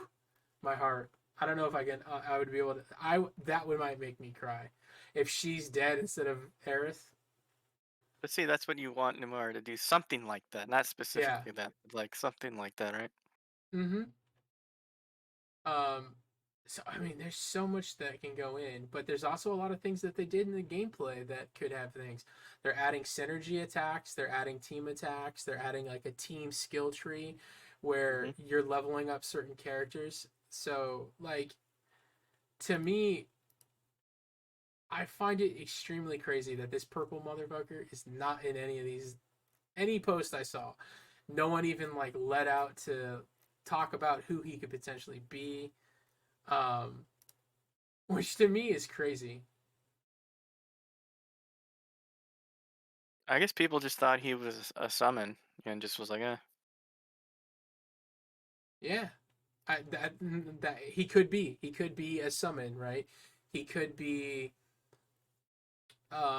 Maybe he's like a portion of Vincent, where Vincent turns into different monsters as his limit breaks. So maybe this is like an awakened version of Vincent or something to that extent. They can go in that direction because he does have some like kind of vampire-y vibes to him, right? Yeah. So maybe he's located in the because this isn't the Mithril Mine, right? In the Mithril Mine, you fight a version of Genova. The headband is kind of what throws me off because this long red headband. I've been trying to think about characters that have that long red hairband, and Reno does. But like, I couldn't think of anyone else that really like. Biggs? He's got a headband, right? Army Biggs. Yeah, Biggs is who I was. Oh, that's what you meant? Okay, yeah. There's no way that's him though. Shit. And then that would be freaking crazy. Mm-hmm. He comes back as that shit for some reason. Yeah. But he does have a headband. You're right. Yeah. But his skin tone is like, it's hard to see it, but it's like. It is. Well, it's purple. In the other things, you can definitely tell it's purple. Like right there. That's just a purple. That's a man with purple. But the eyes, right? The red eyes. That's what's led me to like. Really, it's not. He doesn't have Mako in him because it's not green eyes, right? Correct. Right. And also there's a couple scenes where Tifa almost looks like she has red eyes in certain like lenses and light. But she just has really dark or really like stoic red eyes. So it's just like it's crazy that I went deep, man. Like I allowed myself to go deep for a good hour or so where I was looking for so many like different aspects to it, but it's just like how is it no one's talked about this guy? They've picked up on so many different things like the hooded figure is that just Cloud, right? Because the face of it looks much more like a Cloud clone than it does a Sephiroth clone. Because you can see kind of blonde hair behind it, but that could just be a lot of different narratives, right? when you go to the Grand Canyon, is this Bugenhagen, I think is his name, the grandpa. Maybe this is in Cosmos Canyon, and this is I think it is. Bugenhagen's. Yeah. Maybe this is his true form, right? Where he was actually some sort of entity. Just the mask seems like that's what I said. Everything about I didn't. Is that the Mithril Mine? Was that like confirmed, or is that like? No, the Mithril Mine is where you fight Genova. Because this is just this. All of this scene has Cosmo Canyon feel to me. But also the scene in one of the trailers where you see Vincent talking to them, it's like it doesn't look like where you find Vincent in the cave, right? But you find him in the underneath the house in the coffin. Yeah. Right. Well, yeah, you find him in the manor, in the coffin, but there's also an essence where you're finding him in the cave where there's a woman that he's looking for. Is that Lucretia? I think is her name. Oh, Hojo's wife, right, or something like that. Hojo's wife, who lives forever. Apparently, we don't really know. So is it still about summoning a meteor to destroy the Earth? Is it still? Are we going to be getting shots of Genova's true form? Is that going to lead to anything? But because Genova has red eyes, right? This is red eyes. Maybe this is a amalgamation of Genova reborn, right? Mm-hmm. And it has to happen, right? It has to become a thing again. But how does it appear? How does it get created? How does it catalyze? Like, that's what I'm waiting for, right? And the fact that the trailer breakdowns have just not, no one's gone into it. It's who is this guy? Like, I need to know. And why is he the only one that, like, for me? I think that unfortunately you won't know until part 3. I think this guy will be introduced in this, and you won't. I don't think you'll get the conclusion of this guy in this game. Yeah. So whatever you're thinking now, get ready to think about it for another 4 years or 3 years. Right. Yeah. Well, and I don't think we're gonna get to play as Vincent. I think that's going to be. They already said you don't. Yeah. Yeah. I don't feel like they're gonna even attempt to kind of. Sid and Vincent are not playable. Yeah. Yeah. So it's like, I want there to be so much more. But how is it I can't find anything about this freaking character?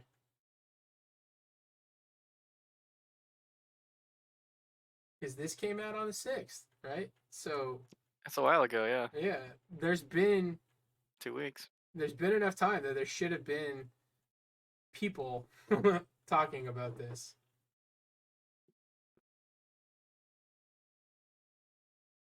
But instead, everyone's focusing on all these other things. And I think that's how I know that this was crafted in a great way. Because if everyone's talking about everything else,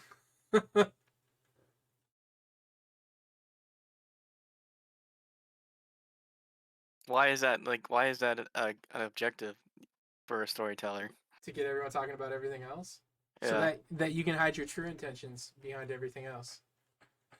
So when it does happen, it's more impactful, right? Like, it has a more surprising effect or something? Yeah. And then, well, here, when I play this, right? It alone can liberate us. We ask that you retrieve it. The black materia, key to our oblivion. Please. It alone can liberate us from this endless dream. That thing is asking them to get the black materia. And they don't seem like their sword isn't drawn out. They're not like afraid of it, right? Exactly. They're listening to it, yeah. Who is asking them to get the black materia? And why? What is his end game? He's saying because it can liberate us from our train. Um, and big that's a big deviation in my opinion, because the black materia is what allows him to summon Meteor, right? Yeah. To destroy the world. And if he's asking them to get it, and he says we, who's the we? Is it ancients? Is it Genova cells? Is it, what's going on, right? And if in order to get the black materia, you have to sacrifice. He's asking them to go let somebody die so that so that they can have the black materia. Mm-hmm. That's a big thing, right? The fact that they get the black materia, and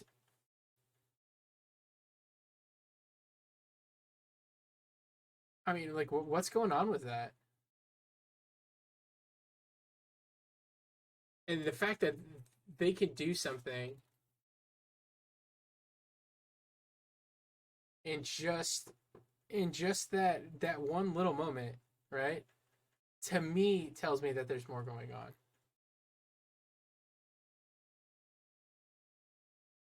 Because who is this character? Who does he signify? Like,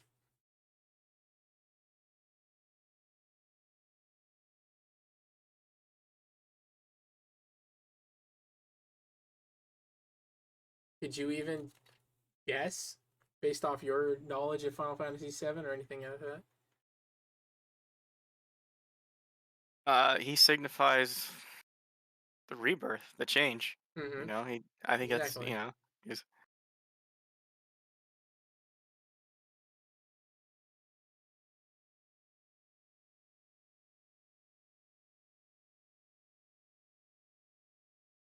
So that's, I mean, like, that's a big thing. could be a big thing. Be careful. Yeah, no, I mean, it could be a big thing, right? But that's what I want to know. This conversation kind of reminds me of after we watched The Last Jedi, and you were telling me how brilliant Snoke was and how he was going to be a part of the next movie, and then he wasn't. It's like,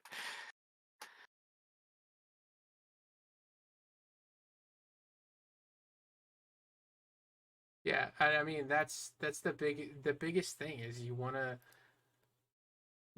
there to be so much going into it. why? I feel like you know We want there it to doesn't ha- be it doesn't, we want it this doesn't to have be to a be new so game, much. Yeah, right? I mean, If you're not getting a different version of the game, right? you're celebrating of an amazing game. What's wrong with that? Well, that's what we want. We want there to be something happening right here.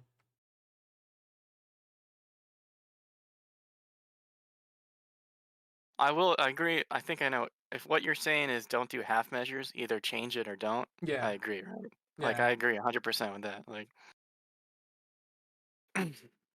And then the church being a conduit is a huge thing as well.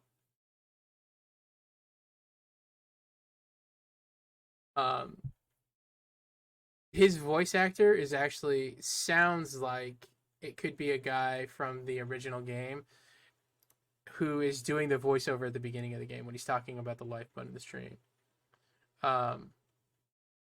So that he could just be a tribal member of, what's going on. But it's just like, I found it so weird that no one really was like, hey, who is this? Like, what is this importance to the game? Why is he asking them to get the black materia, right? When there's so many other things that are going on. I think everyone is caught up on the Aerith death scene, that they're Yeah. not really discussing anything else, right? Uh-huh. In my opinion, that's what's happening. Because if that's something that's changing between the timelines, right? Um, it could be Verdot that Rufus is talking to, and if it's Verdot, that changes a lot of things. Because they kind of knew who he was, and Rufus is manipulating the scenes behind it. Remember, because he's trying to start a war to fight against materia, and the Earth, or I mean, the planet unleashes the weapons, right, as its self-defense mechanism. So Yeah. what if this is a weapon that's being activated, right? Mm-hmm.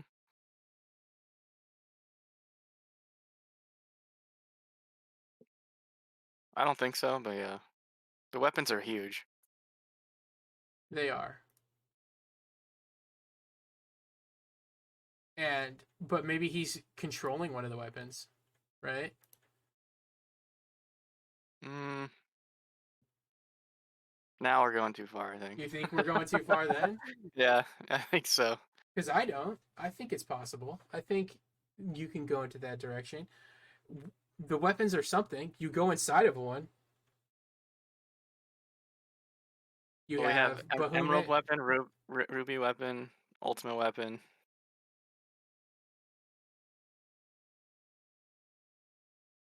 Something has to lead, or has to be the catalyst, right? That's the biggest things you want to see. That's the biggest things I want to see in the game, is what is the catalyst behind these things. You're gonna have the summons, right? So if you have Yojimbo appearing, Yojimbo's a summon, that you're gonna fight, because they kind of did it where you did some of those fight.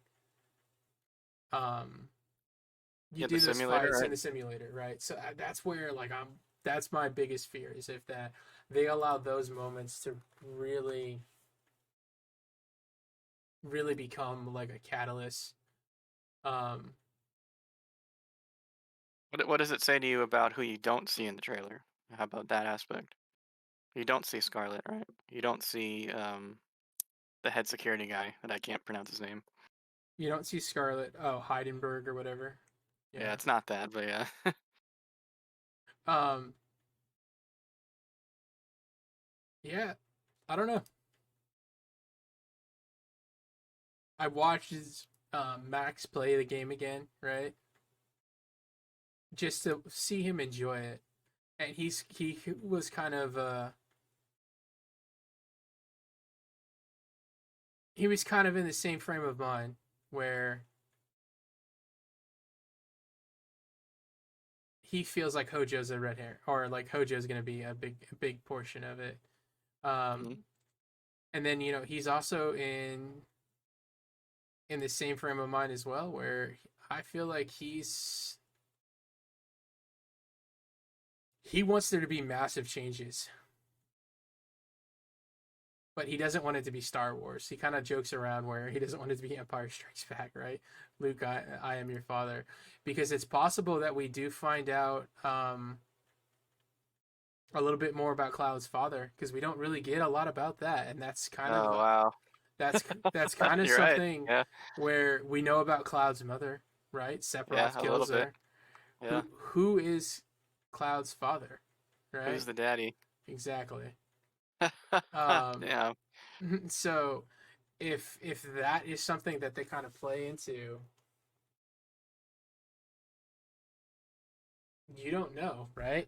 It's one of those things where it's an old fan. Yeah. It's an old fan theory, because we know that Aerith's father is Professor Geist, or he's a scientist. And then Lucretia, right? I mean, as stupid as Dirge is, like that, Or no, that I game mean goes Sephiroth's mother is Lucretia, it and taps into the Hojo. characters. Yeah. Titha's father's just some random dude. But Now. a lot of people used to think that Cloud's father was the president of Shinra. So that him and Rufus are I never heard that. Okay. Yeah. Yeah. Which is interesting, right? Yeah, that is interesting. Blonde hair. Yeah. And it could be why that there's the Shinra mansion, right? So they could do something with this. Like they could go into this direction. Because it's something that could be a huge catalyst, right? And that's where I feel like it can go into some different ways, but Professor Gas was inside of it, so maybe Cloud and Aerith are brother and sister. That would disappoint people. But again, like that's the Empire Strike Back, right? You're my Yeah. brother.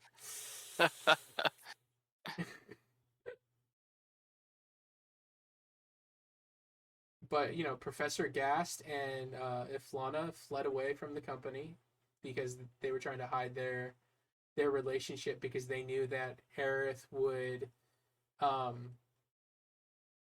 would be all over Aerith, right? The moment he knew that existed. We also see that Cloud's mother kind of has like a scarlet lettery like past that could potentially be something, you don't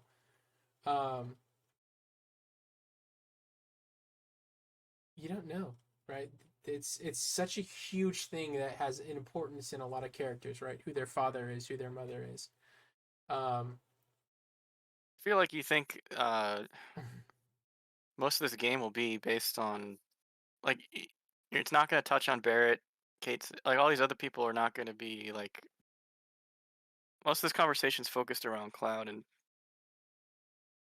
Tifa, right? A little bit of Yeah. Aerith, you said, but No, I think Cloud and Tifa's relationship is super important in this because I think Nibelheim is going to be a huge catalyst as to where before it's just kind of lightly touched on.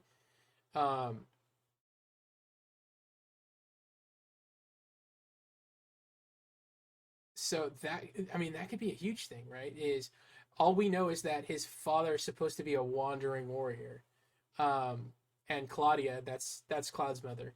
I don't believe they've changed her name. His father stays with them for a little bit, and then something happens and he vanishes when Cloud is 2 or 3 years old, I believe in the story. And Master Zangan, yeah, that guy, yeah, taught Tifa. He always mentions a student that disappears in the mountains and he's never found. Jeez, this is deep. Yeah, I don't remember it. I mean, I kind of remember this now that you're saying it, but yeah. Right. I told you, dude. I can vomit some lore and some history.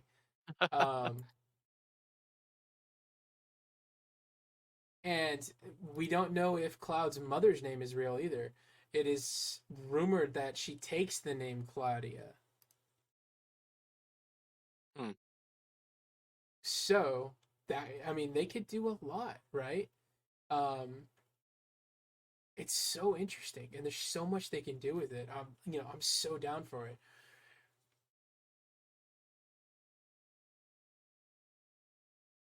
Why? Why was he so hidden, right? Why was he so unimportant?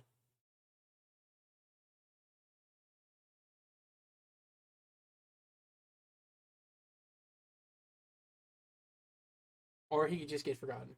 They just never mentioned it, and it goes into it, right? I would be surprised if that's how it happened because it's such a huge potential story element. But who knows, right? Something that they kind of maybe touched in Ever Crisis.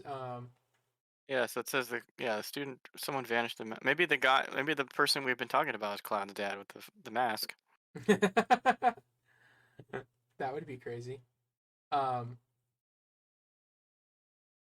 People at one point said Genesis might be his father, but that can't be true because Genesis is only 7. Not old enough. Yeah. There's also rumors that Vincent could actually be Sephiroth's father because he also has the red eyes. And they just lied, and there's so much fun stuff. And what surprises me the most, okay? We did find out that Toriyama and a bunch of other producers, they did say that they read a bunch of fan theory and they did like delve into some forums to see how people were kind of viewing the game, which I think is kind of funny. but why? Why is his character the only one they never really touch on, right?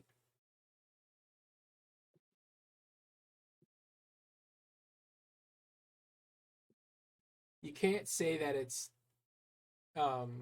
anybody else, right? It's the fun theory because he has blonde hair and he doesn't. That Cloud's father is just the president of Shinra. I read this one. This one cracked me up. It's Cloud's his own dad, Back to the Future style. Oh God. And I died. I was like, I died so far.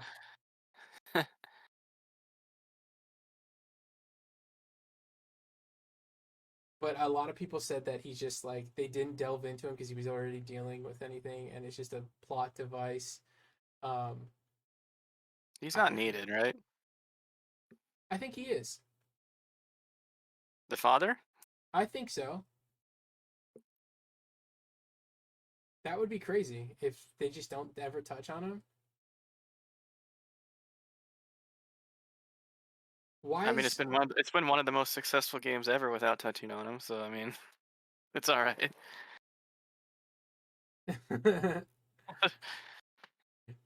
I mean, they've done things where they've like tried to hint into like a soldier dying, that has importance in bearings, and it always comes to like being manipulated. So maybe this is a version of Cloud where Hojo. I think maybe the broken family is what allows Cloud's character to be so mentally fragile. That's just the purpose of the father, to represent that. Mm-hmm. It could be, yeah. I mean, but for them to never have touched on it leads me to believe that they never touched on it because they wanted there to be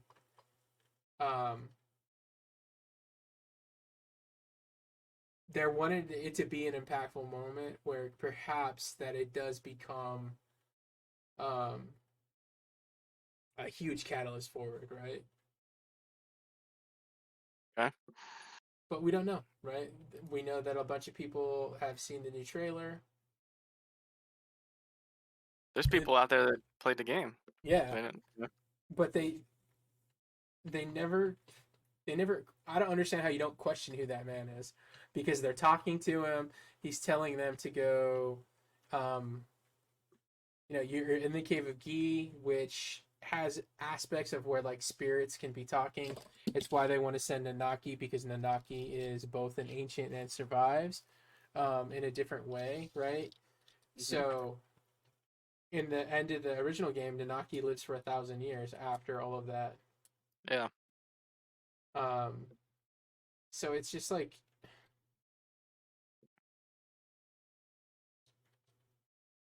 I just don't understand why you would have a character like that and no one would question it.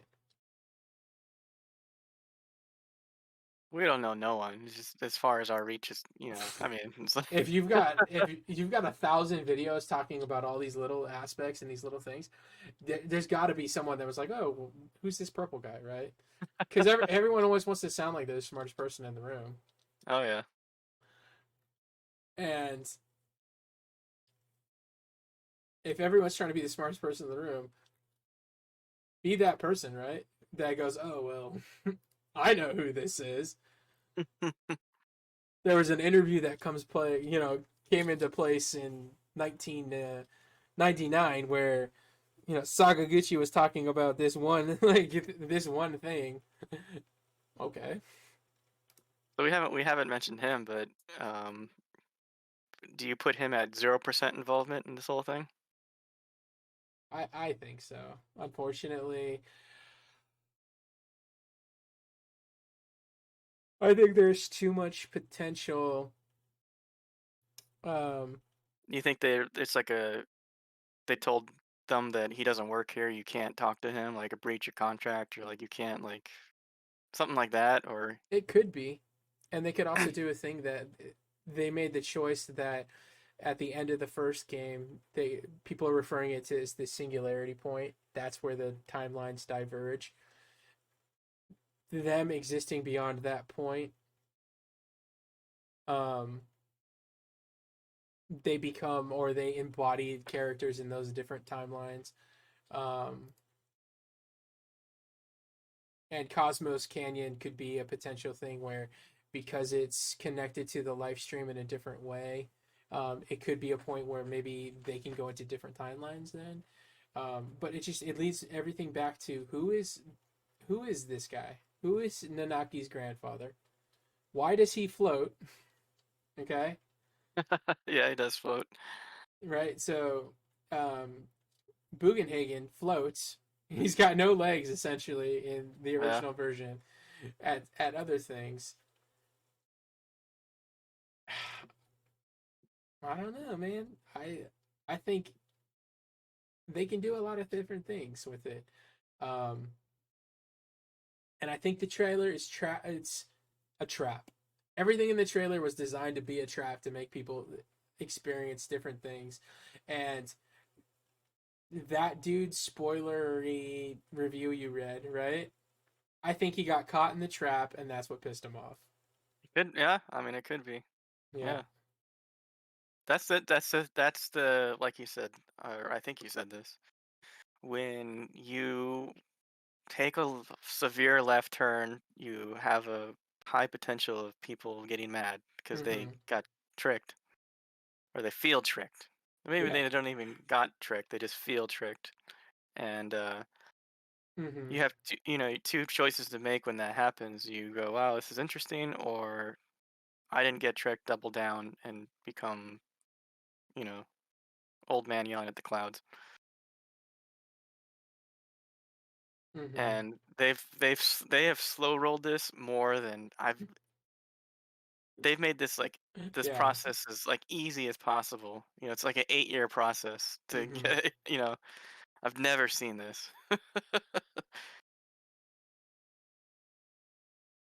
Yeah, and They are giving that's you plenty of time. they have, right. Now, just to go back to the Yeah. video that we did last time, I was just didn't like the rollout. I thought the rollout Yeah, was yeah, you didn't like the disingenuous, rollout. Yeah. but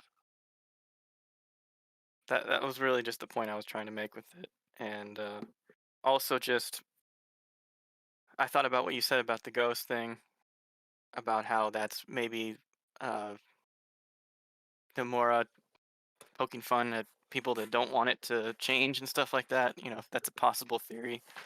Well, and you And notice they weren't in any of the trailers or any of the footage for Rebirth. They're very minimally there. but I think when you perform an action of hate, let's say, or hate is a strong word, but something like that. There's the other reverse side of it. When someone performs an act of hate, they're also crying out. They're also there's something else going on with the act of violence. And so, if I this is here's my deep dive into Nomura's head, right? Yeah. That the ghosts were partly him. It's a representation of him and his thoughts, and one of those ghosts was at least one of those ghosts was Sakaguchi, and so Sakaguchi worked on 7 with him, right? They both worked on the story, and Sakaguchi's older than him, and Yeah. maybe he sees him as like a bigger brother. I don't think he's old enough to see him as a father figure, but maybe they do kind of in that culture. Maybe that could be more of a father figure thing in Japan. But either one, big brother or father figure, and he's seen this guy's career. Sakaguchi has every project he's done, he's never looked back, right? He's Yeah. done a project and he's moved on. He's easily could have done Kickstarters that do another Spirit Within or something that he thought would be, I didn't like it and I need to fix it, right? And there's something I think that Nomura is like admires slash jealous of Sakaguchi's ability to just let go, right? And just Yeah. move on from projects and just this is what I created in '97 and whatever. Now it's 2000. It's no longer that. And so maybe a little bit of that ghost was Sakaguchi trying to tell him like, hey, like just let it be. Well, and everyone thinks you're just immediately going to go out into the world for the beginning of this game because that's where like the demo takes place, and there's this scene where they open up the doors and they go there. There's a huge portion of this game that could still potentially take place inside of Midgar because you still have to allow Aerith to get captured. You need the scene with Marlene and all of them, right? So all of that stuff still kind of like You probably go back there. I mean, yeah, I remember years ago when we talked about the first part, it was like, oh wow, they have all these sectors that you could visit. You know, they talk about them, right? All these different places we can go in the city. yeah. It didn't really happen, but it's still on the table. Mm-hmm.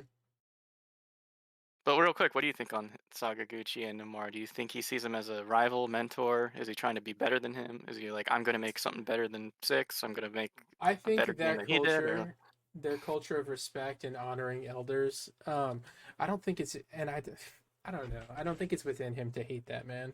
I think he understands why the falling out happened, and maybe he feels a little bit of guilt as to perhaps he's a part of it, right? okay, Um, so I think everything he does is in honor of him, and to continue telling a different story and a different game.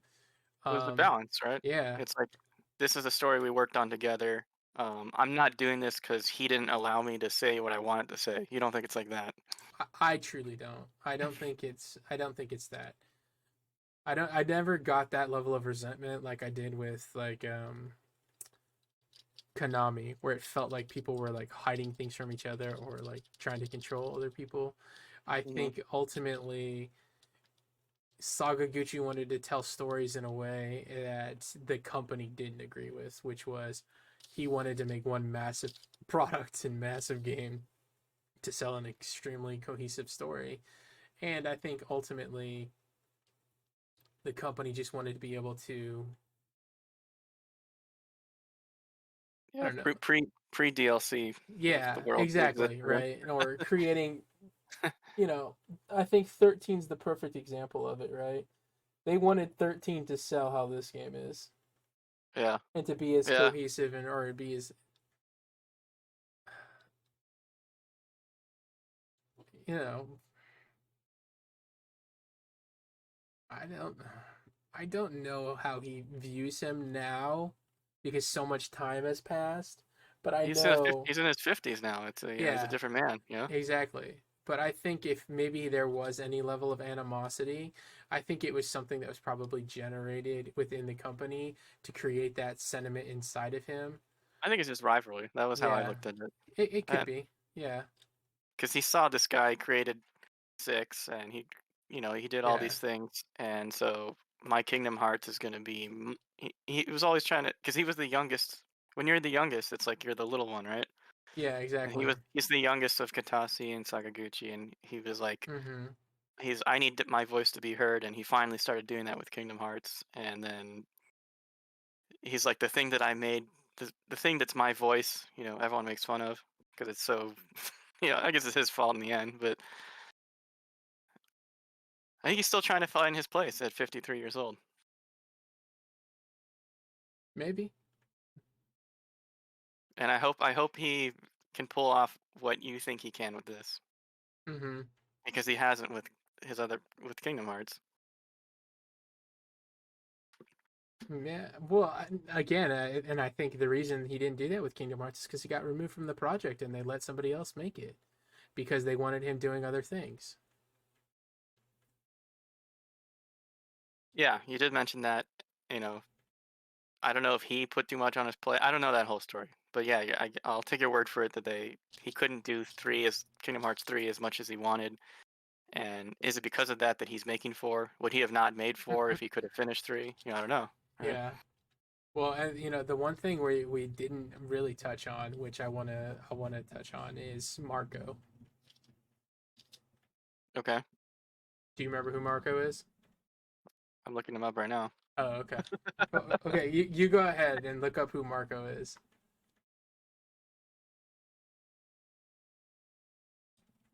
Oh, okay. So he's from this guy. Marco is a minor character and antagonist in the 7 remake. Yeah, the guy that's in the room next to you when the Tifa says, "Oh, don't worry about him. He's nice." That guy? Correct. Yeah. Um, but who is Marco in the original 7 game?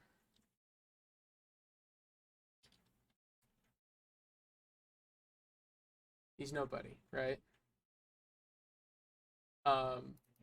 Marco's tattoo is 49, much higher than the Sephiroth clone's numbering system reached in the original Final Fantasy VII. Mm-hmm. The events of Final Fantasy VII begin on 12/9, which makes the 49th week of the year. The number 7 is a recurring theme. Okay. Where are we going with this? Okay. Numbers So 4 and 9 are considered unlucky numbers in Japan. in Nibelheim, Tifa has a different memory of the things in the events that happen, right? She remembers who? When she's talking about the flashback? Yeah, in the flashbacks.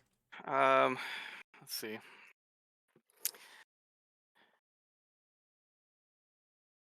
I think doesn't she remember that the master's there and he actually isn't, and there's like a couple people that she thinks there that are not, but I don't remember exactly. Yeah, so she has different memories as well, but Cloud remembers being the soldier. Who is that soldier in her memories? Zack? Some think it's Zack.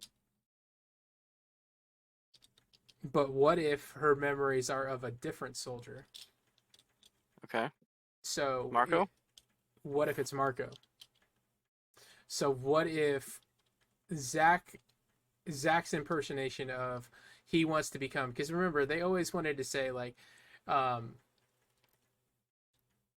Zack just Cloud absorbs Zack's personality, his persona, everything, right? Mm-hmm.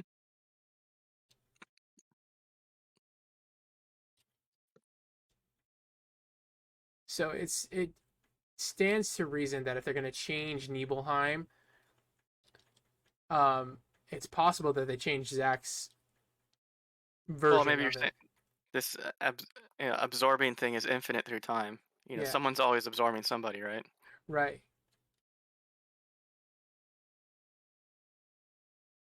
But there's so much that could happen because they are the versions in the quote unquote singularity, right? They're in the event where they decide to fight against fate.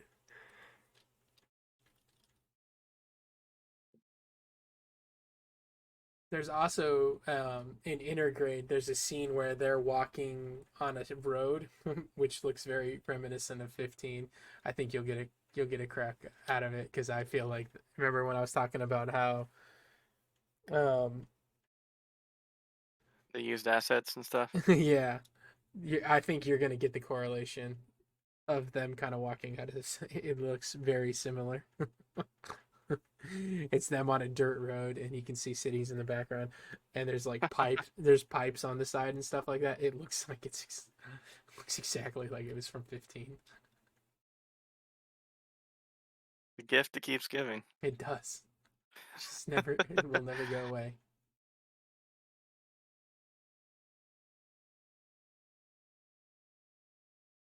The thing that kind of cracks me up, right, is Yuffie isn't inside of the singularity, but she's around it according to Intergrade. So there is the possibility that there's 2 versions of like Yuffie that kind of exist.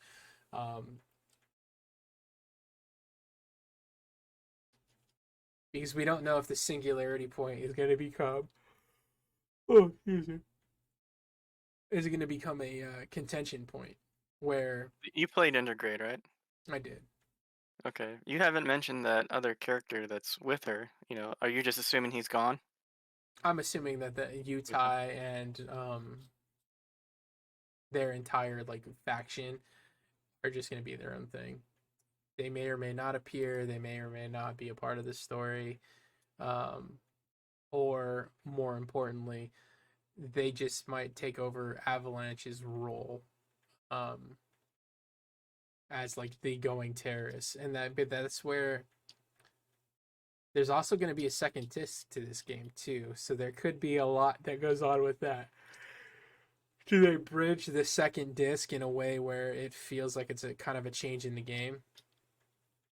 Yeah, like a spiritual kind of like a sentimental thing or whatever. Mm-hmm. Whatever word I'm trying to think of. Yeah, and then and if you remember, Scarlet's mission is to create some sort of special materia as well, right? So if Scarlet's now trying to manufacture a special materia, there's a character that they created in the game. I can't think of his name right now, but he's the one you do the VR fighting with. He creates materia, and remember his portion of the game is like, Chadley? Yeah, is it Chadley or Yeah. Chaz or Chazzy? Chadley? Mm-hmm. Yeah. But he says you can't create summon materia, but he's figured out potentially a way to do it. What if, and you remember he says he wants to see Shinra fail. Mm-hmm. What if he has story where he was working with Scarlet on the materia project to create it? Or if he has any correlation to a bunch of things, because his character model is interesting and weird too as well. Let me pull him up real quick. Yeah, he could be another son of Shinra's the Shinra Corporation. Or he could president. He's also got a weird like talking cadence. Chadley, that's his name. Chadley, yeah. Yeah. What if he's Hojo? Like, what if he's a Hojo clone, right? But other people think he could be like a robot. He could be Professor Hojo's assistant, right? Yep. He could technically be a spy, where he's. Well, we first see him in the slums, the Sector 7 slums. He's, why is he there, right? Right. Yeah. And then in some of the script, people refer to him as a robot or as an android. So there's a lot of things they could do with his character too. That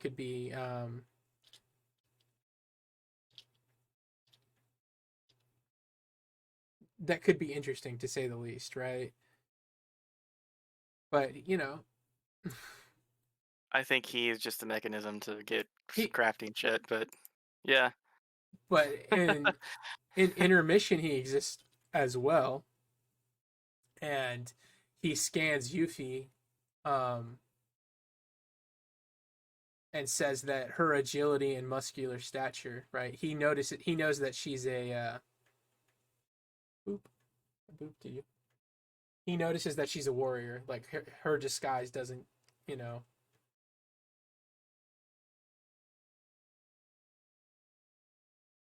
So I mean, like I said, he could just be a mechanism, but he could have pertinence to the story, right?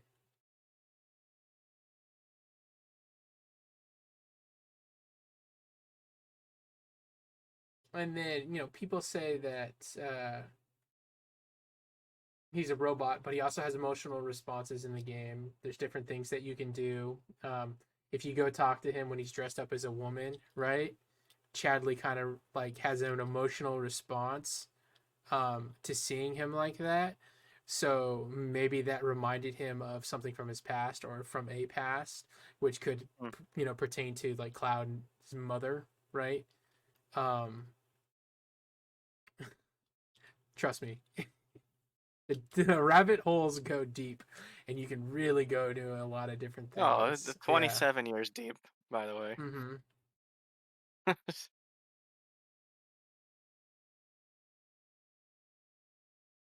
That's why I know Nomura's not he's not on the 27th level. I don't think Right, he's yeah. down there. I mean, ultimately, he half reveals he's a cyborg that was created by Hojo. But if Hojo's creating cyborgs that are if he added a character that could reveal that Hojo's creating cyborgs, right, that have potential to unlock all these different things, right? And he's being broken free by his change. Like that's ultimately where the character goes, where they go with him, ultimately, right? Um, if they're saying Hojo potentially has the power to create a character that feels alive or has access inside of him locked, right? And Cloud allows him to break free of his bonds or his chains. Who's to say Hojo's not creating other clones or he's not creating more things? What if this isn't a real Cloud?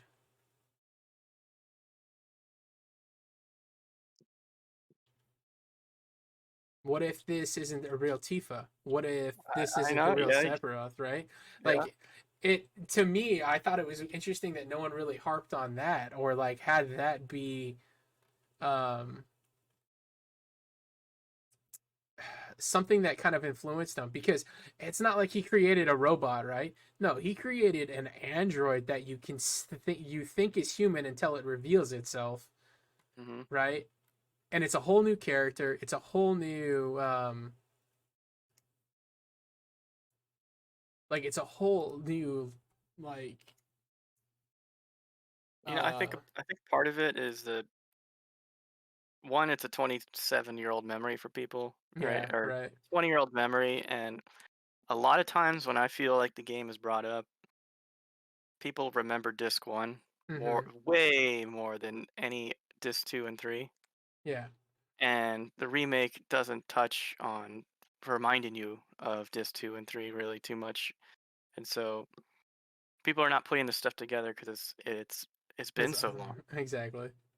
Um, so Weiss is another character that he was in Intergrade, right? He's a secret boss in the combat simulator. Yeah. So his model exists, and that's the thing. If the model exists, maybe they made it exist for a reason. They wanted it to have some bearings to something. Um, but he's an antagonist in Dirge's service, right? He is he commands Deep Ground. He's a soldier, right? Um, so there could be continuity issues there if he does have pertinence in the show. He could show up and maybe he is the character in the cloak that's going to meet Rufus, right? The character in the cloak could also be Nero, potentially, who is his younger brother and is a catalyst to a lot of stories and timeline things. Um, Well, let's talk about one more thing and then we'll wrap up. Okay. We're getting close to the 4-hour mark. Mm-hmm. No, we're Uh, not. Oh, we're at 3 says to me, hours. you're at Oh, 3 okay. hours 43 minutes. Oh, okay. What what do they need to do to progress the game in a way that's let's talk about the pacing. We keep talking about the story itself, but Mm-hmm. how do you want the pacing to go about throughout this game? Obviously, you're going to have a lot of choices because it's going to be open world, so I guess you could say it's up to you. But games still kind of like push you along, like, hey, do main story now, then side quest, and then kind of like not like super hold your hand because it's not linear. But how do you want to see the game roughly play out, telling the story? I want to see them bring in Deep Ground. I want to see them add a second element to the story behind the scenes where Shinra's battling Wu Tai, which progresses a different storyline that's happening beyond. Because if we don't make what did she do? Oh, she turned the light off. If they Let me say don't, more. Let me say it more like this: like after you see a cutscene, mm-hmm. you know, do you want to open up the world map and it go ding ding ding ding ding, and then there's like 10 things that pop up to pad 5 hours, and then to make the 60, and then you do those things, and then you get another bite of the Oh, sandwich, or Okay. like the pacing of the game? Like Okay, pacing game-wise is I want it to be story hit, moving to the. I want the game to progress in a way where it's just you're moving forward. I'm not worried about exploring the world beyond enjoying it for its moments, up until the moment where like I get to the end and maybe then I can just go back and do everything again. I don't want to feel like I just have the world open up and then it's just expansive and I get sidetracked into 50 side missions that don't have any. yeah, so I don't. not the Elder Scroll formula. Yeah, I Right. don't. Yeah. You don't need. That's why I said you don't need to pad it. It doesn't need to be a bunch of dumb side missions and stories, right? I think there's so much going on that you can just keep going forward and let it be. I think that's how they're going to kind of do it because I think it's just a product of where the game is gone or where the time is gone when it comes to. That's just like fetch quests and side quests are just like they pad too much time and stats. I don't think you needed it in this game. I think there's too much to experience that if they pad it with a bunch of side stories and quests, I'm going to do them and I'm going to enjoy them, but I'm also going to be my question will be at the end and it depends on how far they go, right? I want to see this It's a super game hard balance. Yeah. Yeah, I want to see this game get to a point where it potentially ends or it potentially leads to an ending that leads me to believe the third game is just going to be all brand new content that's just going to blow my mind. Mm-hmm. Yeah. So I guess the only way, if there's still scenes that are not shown from the original, then they have a possibility of coming up in the third one. So you kind of need certain check marks to be hit for that to happen, right? Yeah, but I think ultimately, if this game ends with you fighting Sephiroth in a way where it doesn't end with the like summoning of Meteor,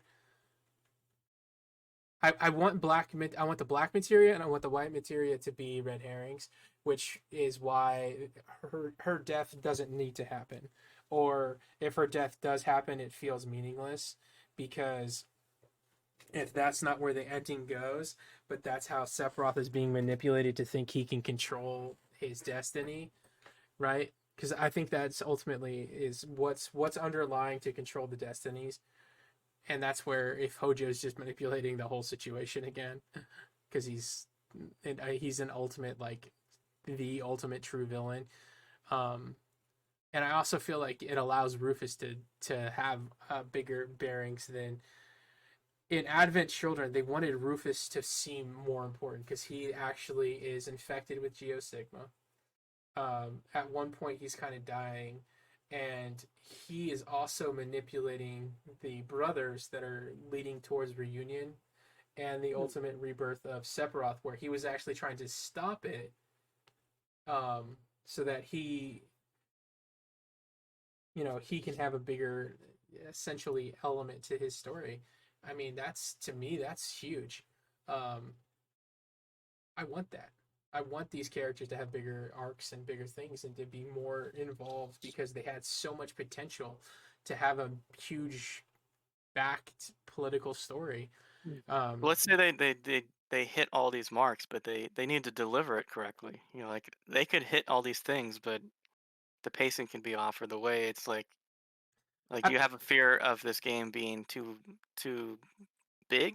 Maybe is the word I'm thinking of. It's too long. It's too even if it no, hits all these things, it takes too long in between them. Or my fear is that if there's too much, so I'll be able to tell you within 20 hours whether or not this game is going to have too much fluff involved okay, to pad its time to they don't need to pad the time. The story is incredibly long as it is, and because you're telling it with voice acting and you're not reading it anymore, it already makes the game incredibly longer. Because when you're doing dialogue that's verbal instead of dialogue that can be just skipped with X, right?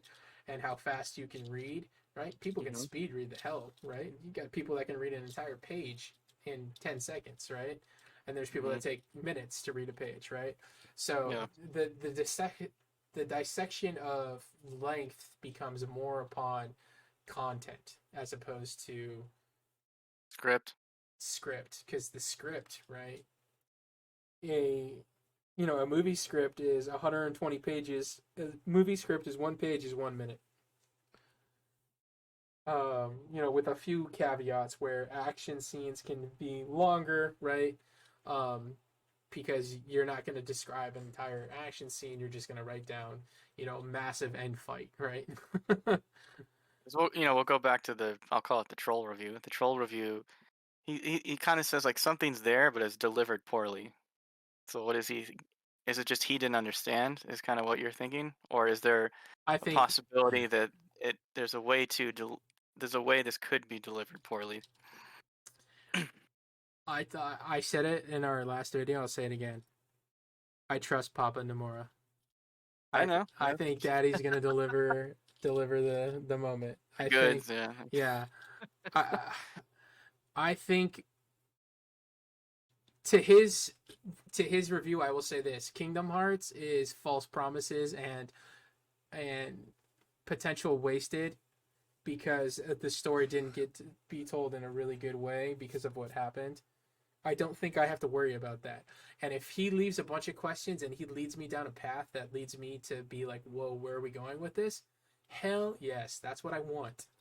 I want those questions. I want that story. I want that divulge into the river turns into three different, it's going down three different segmenting paths because there's so much content in water, right? Like I want there to be that overflow. And if that was his response, that doesn't scare me. It doesn't make me think like, oh, it's going to be bad. Nomura is too good of a storyteller for it to be that bad. And this game means too much to them. What are you doing, Kat? What does it mean to be delivered poorly then? What if something is delivered poorly, like what would that be? Final Fantasy 15 is delivered poorly. Okay. Final Fantasy 15 has massive sections of the story that don't make sense. It goes back on its own lore and its own, attempts to tell a story. Its characters contradict themselves all the time, right? For no reason. That's a poorly executed story. Final Fantasy 13 is a poorly executed story. It's conjecture built upon hours of exposition that they don't even like deliver in the game. They deliver it inside of a Wikipedia page in its own game. Like it just fails on all aspects, right? Yeah, so like okay, something like that. That would be like the gold saucer fights give you deep lore. That's like a bad storytelling. If That's that's like how an they optional choose, thing. if that's how they choose to try and delve information or try and add it to like a subcontext of like I want it to be in somebody's mind so that I can eventually lead to it later, right? So like Wise being a character in First one. in Intergrade, right, as a secret end boss. Yeah. So that you get a little bit of context to the story or you go search for that story yourself is either both a genius move because you're getting somebody to go look deeper into your own lore, but B, if you leave it in exposition so that then people are like, well, who's this Wise character and why is he's important, and then you bring him in the second game, right? Again, that's return on investment to some degree, but I don't want that to be everything that happens in 2 where it's a bunch of subtext or it's a bunch of things leading to. I want there to be. What does subtext mean exactly? Subtext would be how does Cloud get manipulated by Sephiroth? They're going to show it as to where in the other game they don't really show it other than Cloud is being manipulated by Genova cells and you're seeing those moments where he like kind of shifts in color and tone, right? That's subtext, right? It's not like it's there, you're kind of getting it. Like, no, in this game, I expect them to show Cloud being manipulated in a massive degree and in a massive way because they have the ability to tell a different, more cohesive story in a more, congruent storytelling, right? In a direction. It's not aimless. The way that guy's review sounded, to me, the reason why I laugh and I think it's bullshit is because, one, he makes it sound like they don't know how to tell a story they know how to tell stories. Don't tell me they don't know how to tell stories. Well, Right? he kind of said it. He said that they fumbled the ball at the end. And they're not fumbling the ball if they've got a third game to tell more story with. The ball gets fumbled if in the third story they don't capitalize on those moments, right? The ball is in the air right now, and we don't know if it's intercepted or not. Yeah, you can't say the ball is fumbled yet. The ball is fumbled if the third game fails to tell or to culminate the story or It does those the Mass beats. Effect 3 balls of light. Yeah. Yeah. That's a fumble. That review that you read is Mass Effect. Is Mass Effect 3. I usually don't say this, but I'm 100% sure that this game will not end up like Mass Effect 3. This is impossible. As much as I talk shit about the changes. Yeah. Oh, no trust way. me. I don't care what time it is. I will call you till you answer the phone if I get a Mass Effect 3 ending. Yeah. Okay. Because I won't be able to contain myself. Because I'm going to go on like a 15-minute cursing rampage where I'm going to wake the kids up. I'm going to piss everyone in this house off because it would be that dramatic. Then I'm going to call you and complain for hours until you hang up the phone and just like... I don't see it as a possibility. No, I don't either. I trust Numora too much to... I think what's going to happen is you're going to really, really enjoy it, but it won't hit the level of depth that you're talking about. It's just too much what you're doing. But you're still gonna love it. I think there's two outcomes. One, I've giga chatted and I've giga brained and I've created...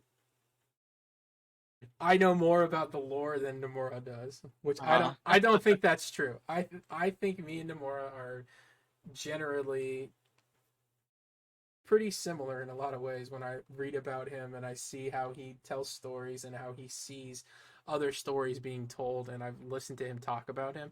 I think we've shared a lot of sentiments on things, right? Okay.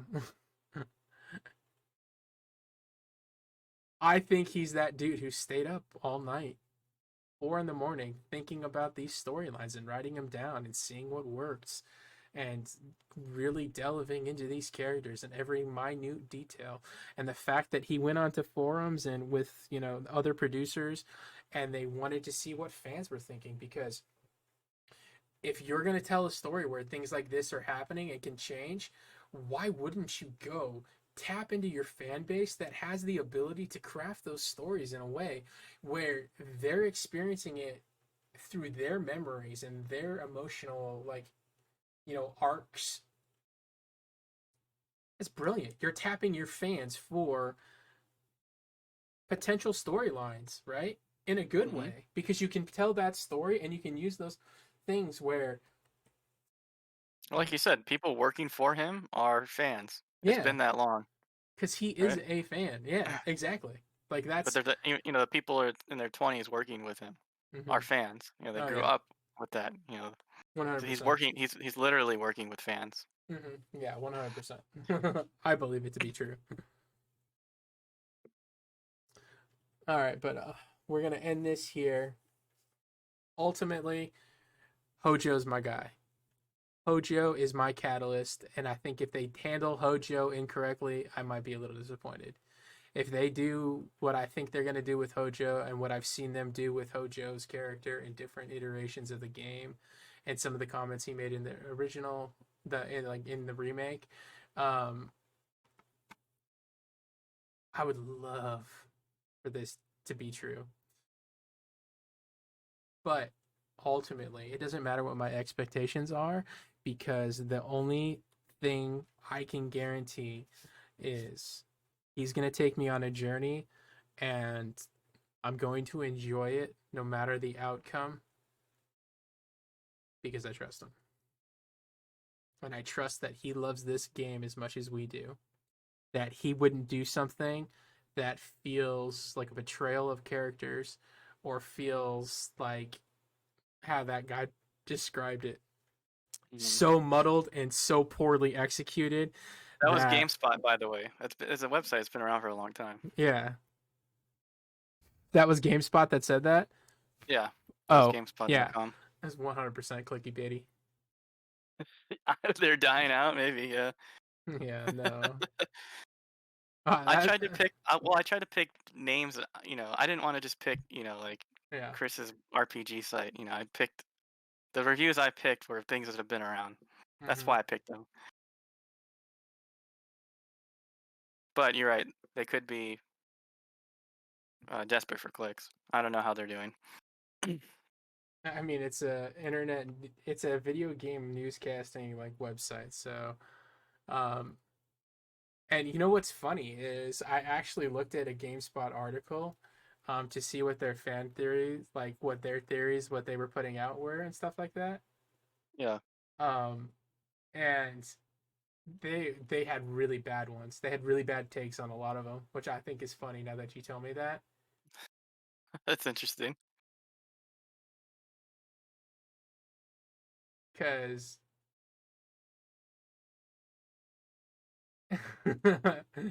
when I was looking at like what they were putting out, a lot of their takes were just either poorly executed or felt like it was a person that didn't play Final Fantasy VII until later on in his life because he was told to play it. That could. I mean, there could be a lot of younger people there working that didn't grow up with it. Yeah. Yeah.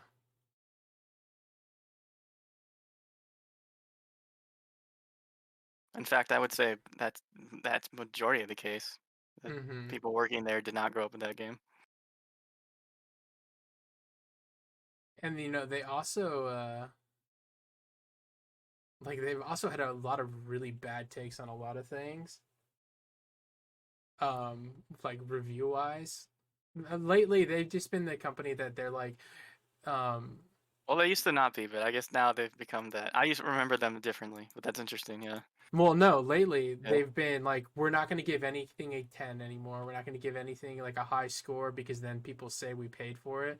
So then they just like, they just pick weird things and then they like, like for example, like a Dragon Infinite Will, they gave an 8. Oh, that got an 8 too. Wow. Okay. Yeah, okay. But Persona 3 Reloaded gets a 9. Okay, so Tekken 8, which has been kind of like got an 8. Suicide Squad got a 5. That's low. Yeah. Well, Suicide Squad was garbage. It should be lower than that. Okay. Oh, okay. Yeah. But then they give a game that like kind of has been like a sleeper hit, like Banisher's Ghost of the New Eden. A lot of people have really enjoyed because it's like a narrative, like they gave a 7 too, right? And then they like say like it's got technical issues or like it's not mainstream enough to be like successful. I'm like, what the hell? Like that's dumb. But then they give a game like Avatar, right, an 8 when there's a ton of things that should have probably either made that be lower, or if you were just in love with it would have made it higher. Like if you're in love with Avatar and its lore, the game should be higher. And if you're like just trying to play a video game to play a video game, like people, it's like repetitive, it's like, wait, well, so like why is that middle of the pack? But then they give Prince of Persia a 9, right? That looked interesting. Yeah, I don't know if it's that good, but yeah. And then they give Call of Duty Modern Warfare 3. Oh, what is that? Okay, this will say it all. What is this? They give it a 7. So you're telling me? Yeah, for screwed GameSpot. Yeah, game. I played that. That game is a 3, literally a 3. Yeah. And then Super Mario RPG, okay, the remake. Wow. They gave it an 8. How do you not just give that a 10? First of all, it's incredible, right? The original game is a 10. The review, an ode to a classic, right, is what they call it. I would be so. Who's the guy that wrote the Final Fantasy one? Is it Steven? No, it was two more Hassan or something like that. Okay, damn. Assassin's Creed, like Mirage, they gave a 6. That game is just a pure cash in. It's I don't know. It's just like, and then like a Dragon Gaiden, they gave an 8 to as well. Okay. it's just like to me, most of the things they pick, they just. Oh yeah, and then Alan Wake 2 is a miracle. It got a 10. I need to play that game, huh? Yeah, but Shit. but almost no one else gave it that high a review. I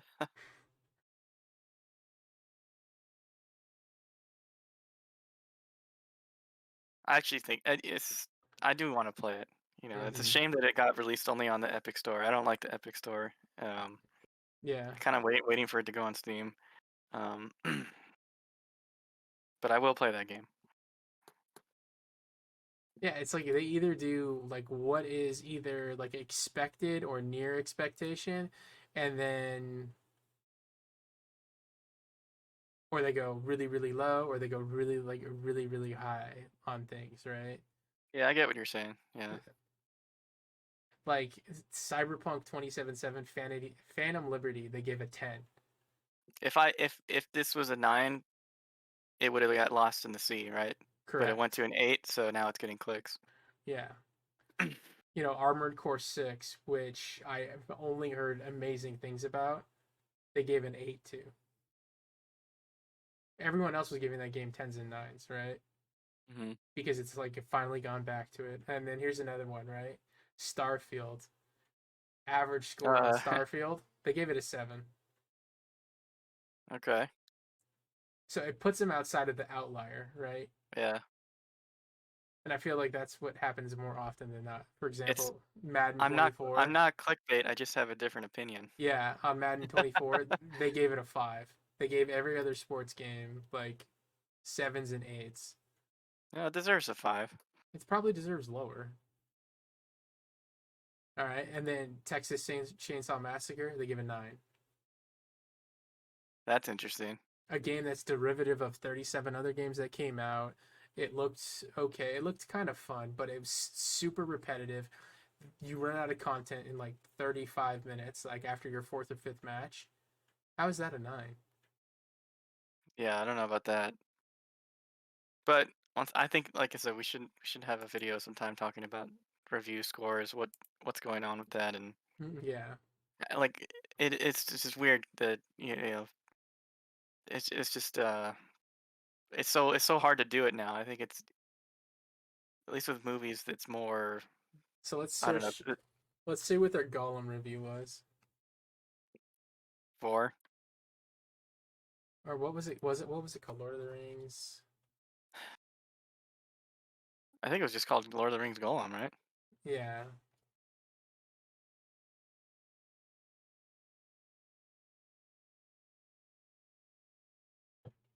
Okay, so Lord of the Rings Gollum. Let's see what they gave that.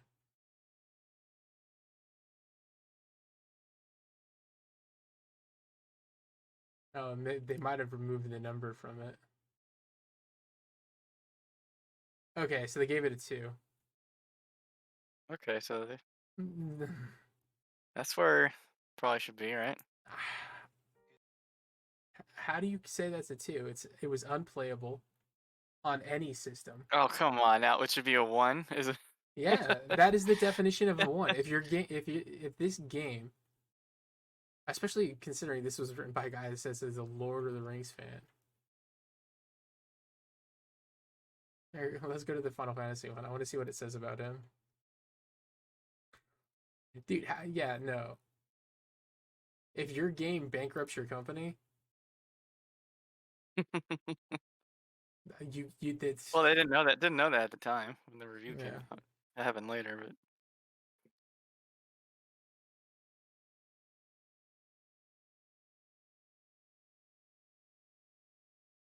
maybe it controlled okay. Everything else was bad, so I got it too.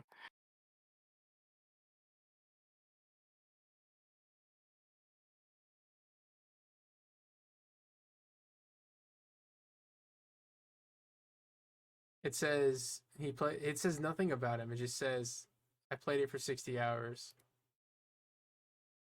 and I'm gonna be playing. I'm gonna be playing other parts of it more. Okay, well, he's still playing it. Yeah. He just thinks you're talking about the song guy, right? Mm-hmm.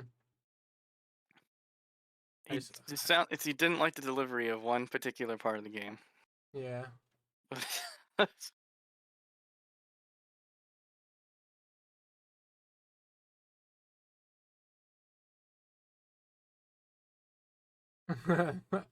His top post right now is, this is my favorite criticism of my Final Fantasy VII Rebirth. Convoluted equals I'm too dumb to understand and deep Oh, wow. story. He's already getting arrested. Yeah.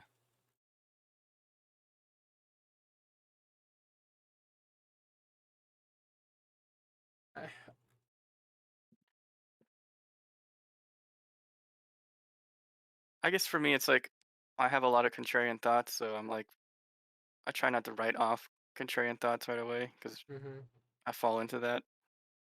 So I'm giving him more rope than you are. but you bring up good points. I mean, he even went and he did a like a podcast about it, and they kept it spoiler free. So, like, why? If that's what they did, He didn't spoil anything. He didn't specify anything. you. He didn't mention it. Like he just said a scene. Event didn't go. Like Yeah, where a pivotal character dies. Where he didn't say that. Yeah.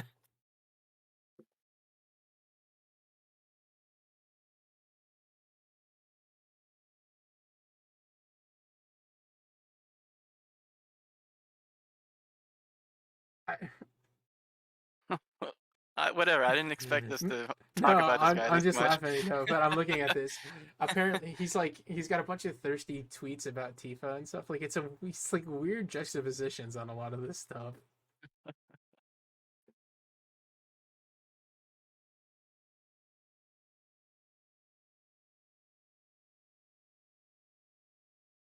That's funny.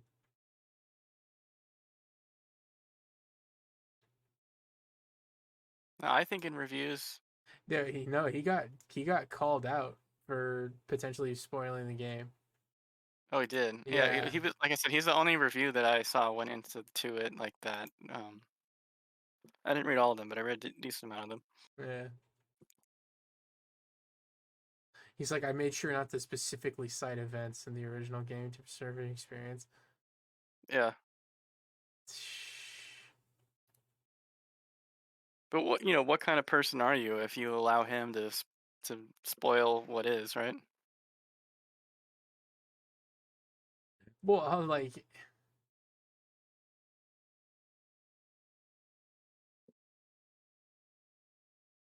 we don't need to be protected from this guy. We just rise above it. Yeah, I know. He's just like, he's trying to walk around like, how can you say I spoiled it? I didn't refer to anyone by name. And he's like, the moment you refer to the game's climactic moment being different and spoiling it because the characters go against their nature, you're like, how can you not constitute that as a spoiler?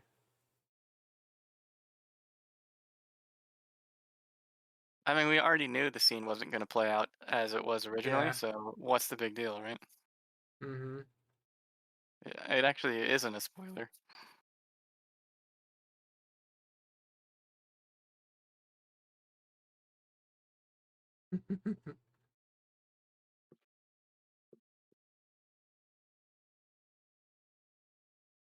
I mean, it's both. It's one.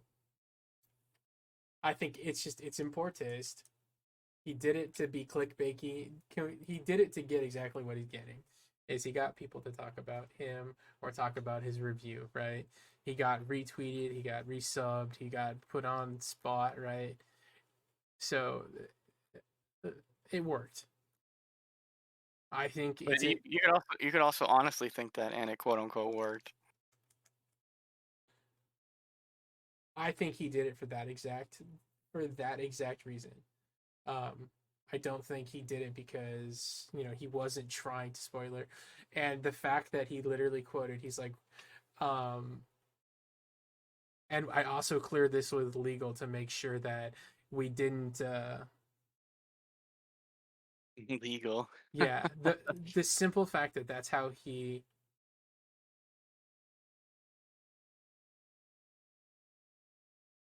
he's like he had to frame it in that context. He's the hero. He's trying to spread the message. Yeah, no, it means he knows that it was a spoiler and that it went so close. He knew that it went close enough that he had to get it checked to make sure that he could get away with it. That's how you know, like, just because you obfuscated the facts that are like you It's the tried to mark get of a around. true journalist. Yeah, exactly, right. Dancing that line. Yeah.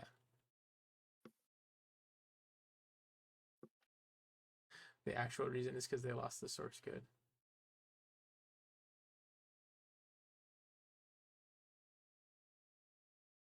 I mean, it's got a 92 overall It on does. Metacritic, so it's doing well. People are calling him out.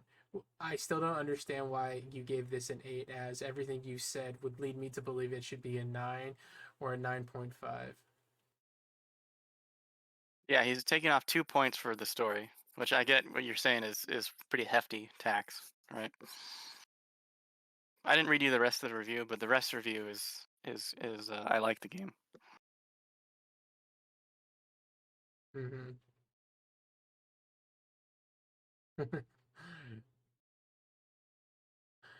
That's just funny.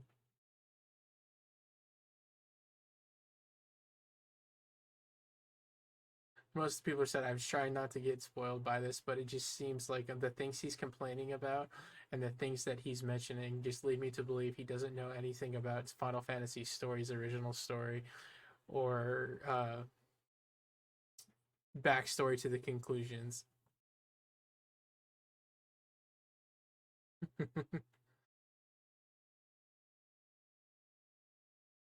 I'm gonna say yeah, he knows about the ending, but he didn't play Yeah. the original. Or like he said, he played it later because of people like me and you talking about how good it was, and he's like, I gotta see what this is.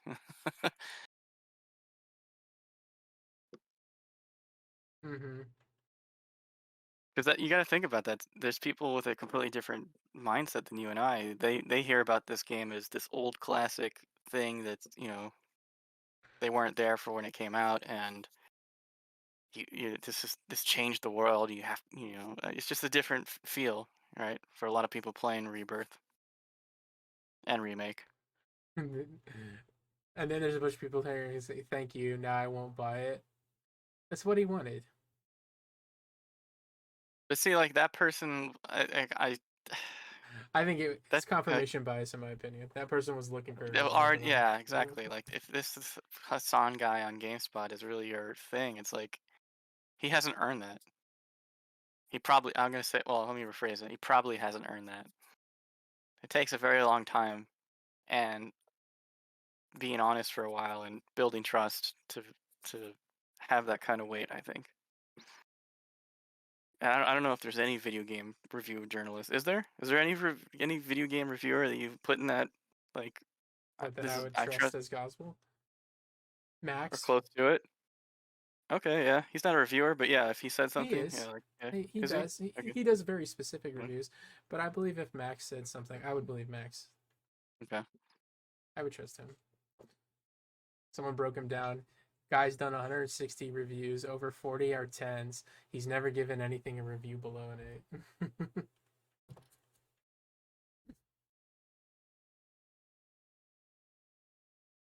That's not true. He gave Integrate a 7. Right. I don't know. I'm just reading what Yeah. him getting roasted. That's what I remember scrolling through, yeah.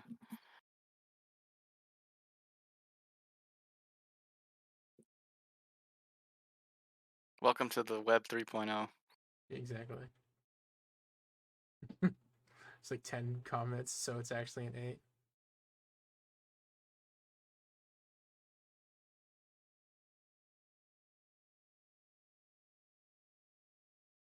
He could be a victim of the reviewing score because he can't give it an 8.5. He has to give it 8 or 9. So maybe it's like an 8.7, and he didn't round up. Okay, here's a good one. So they gave Diablo 4 an 8. Which I'm sure you disagree with, right? Everyone does on the planet. Yeah. They gave Hogwarts, the game that won Game of the Year, a 6. That's low. Yeah, I don't remember seeing 6s for that. Yeah.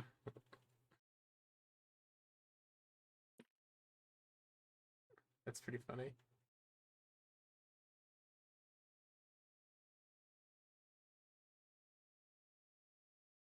There's no real cut and dry way to review a piece on it.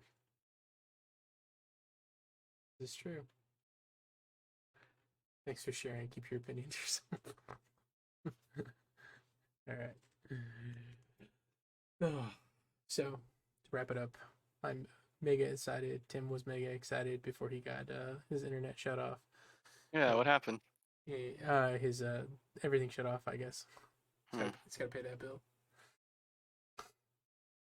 His phone was acting up. That's what he was talking to us on. It just wasn't. I did want to hear what more of his theories and stuff like that, because I wasn't sure where he was going. I think he's sort of in the same frame where he's just wants to get taken on a journey, and he's hoping that it expands on the already established potential storyline and contents. But all right, 2 more days, and then it's on like Donkey Kong, created by Hojo in a Mako reactor. But thanks for watching. If you guys enjoyed, drop a like, subscribe. Enjoy this game for yourself. Let me know what you guys experienced while you were playing it. I think that's gonna be the most fun is hearing how other people experienced it and what they thought. Any last words? I agree with you. Just enjoy the game, because a lot of hard work was put into it. I talk a lot of shit about Square, but in the end, I love those people in that company. Yep, for sure. All right, guys. Everybody, have a great night. Deuces.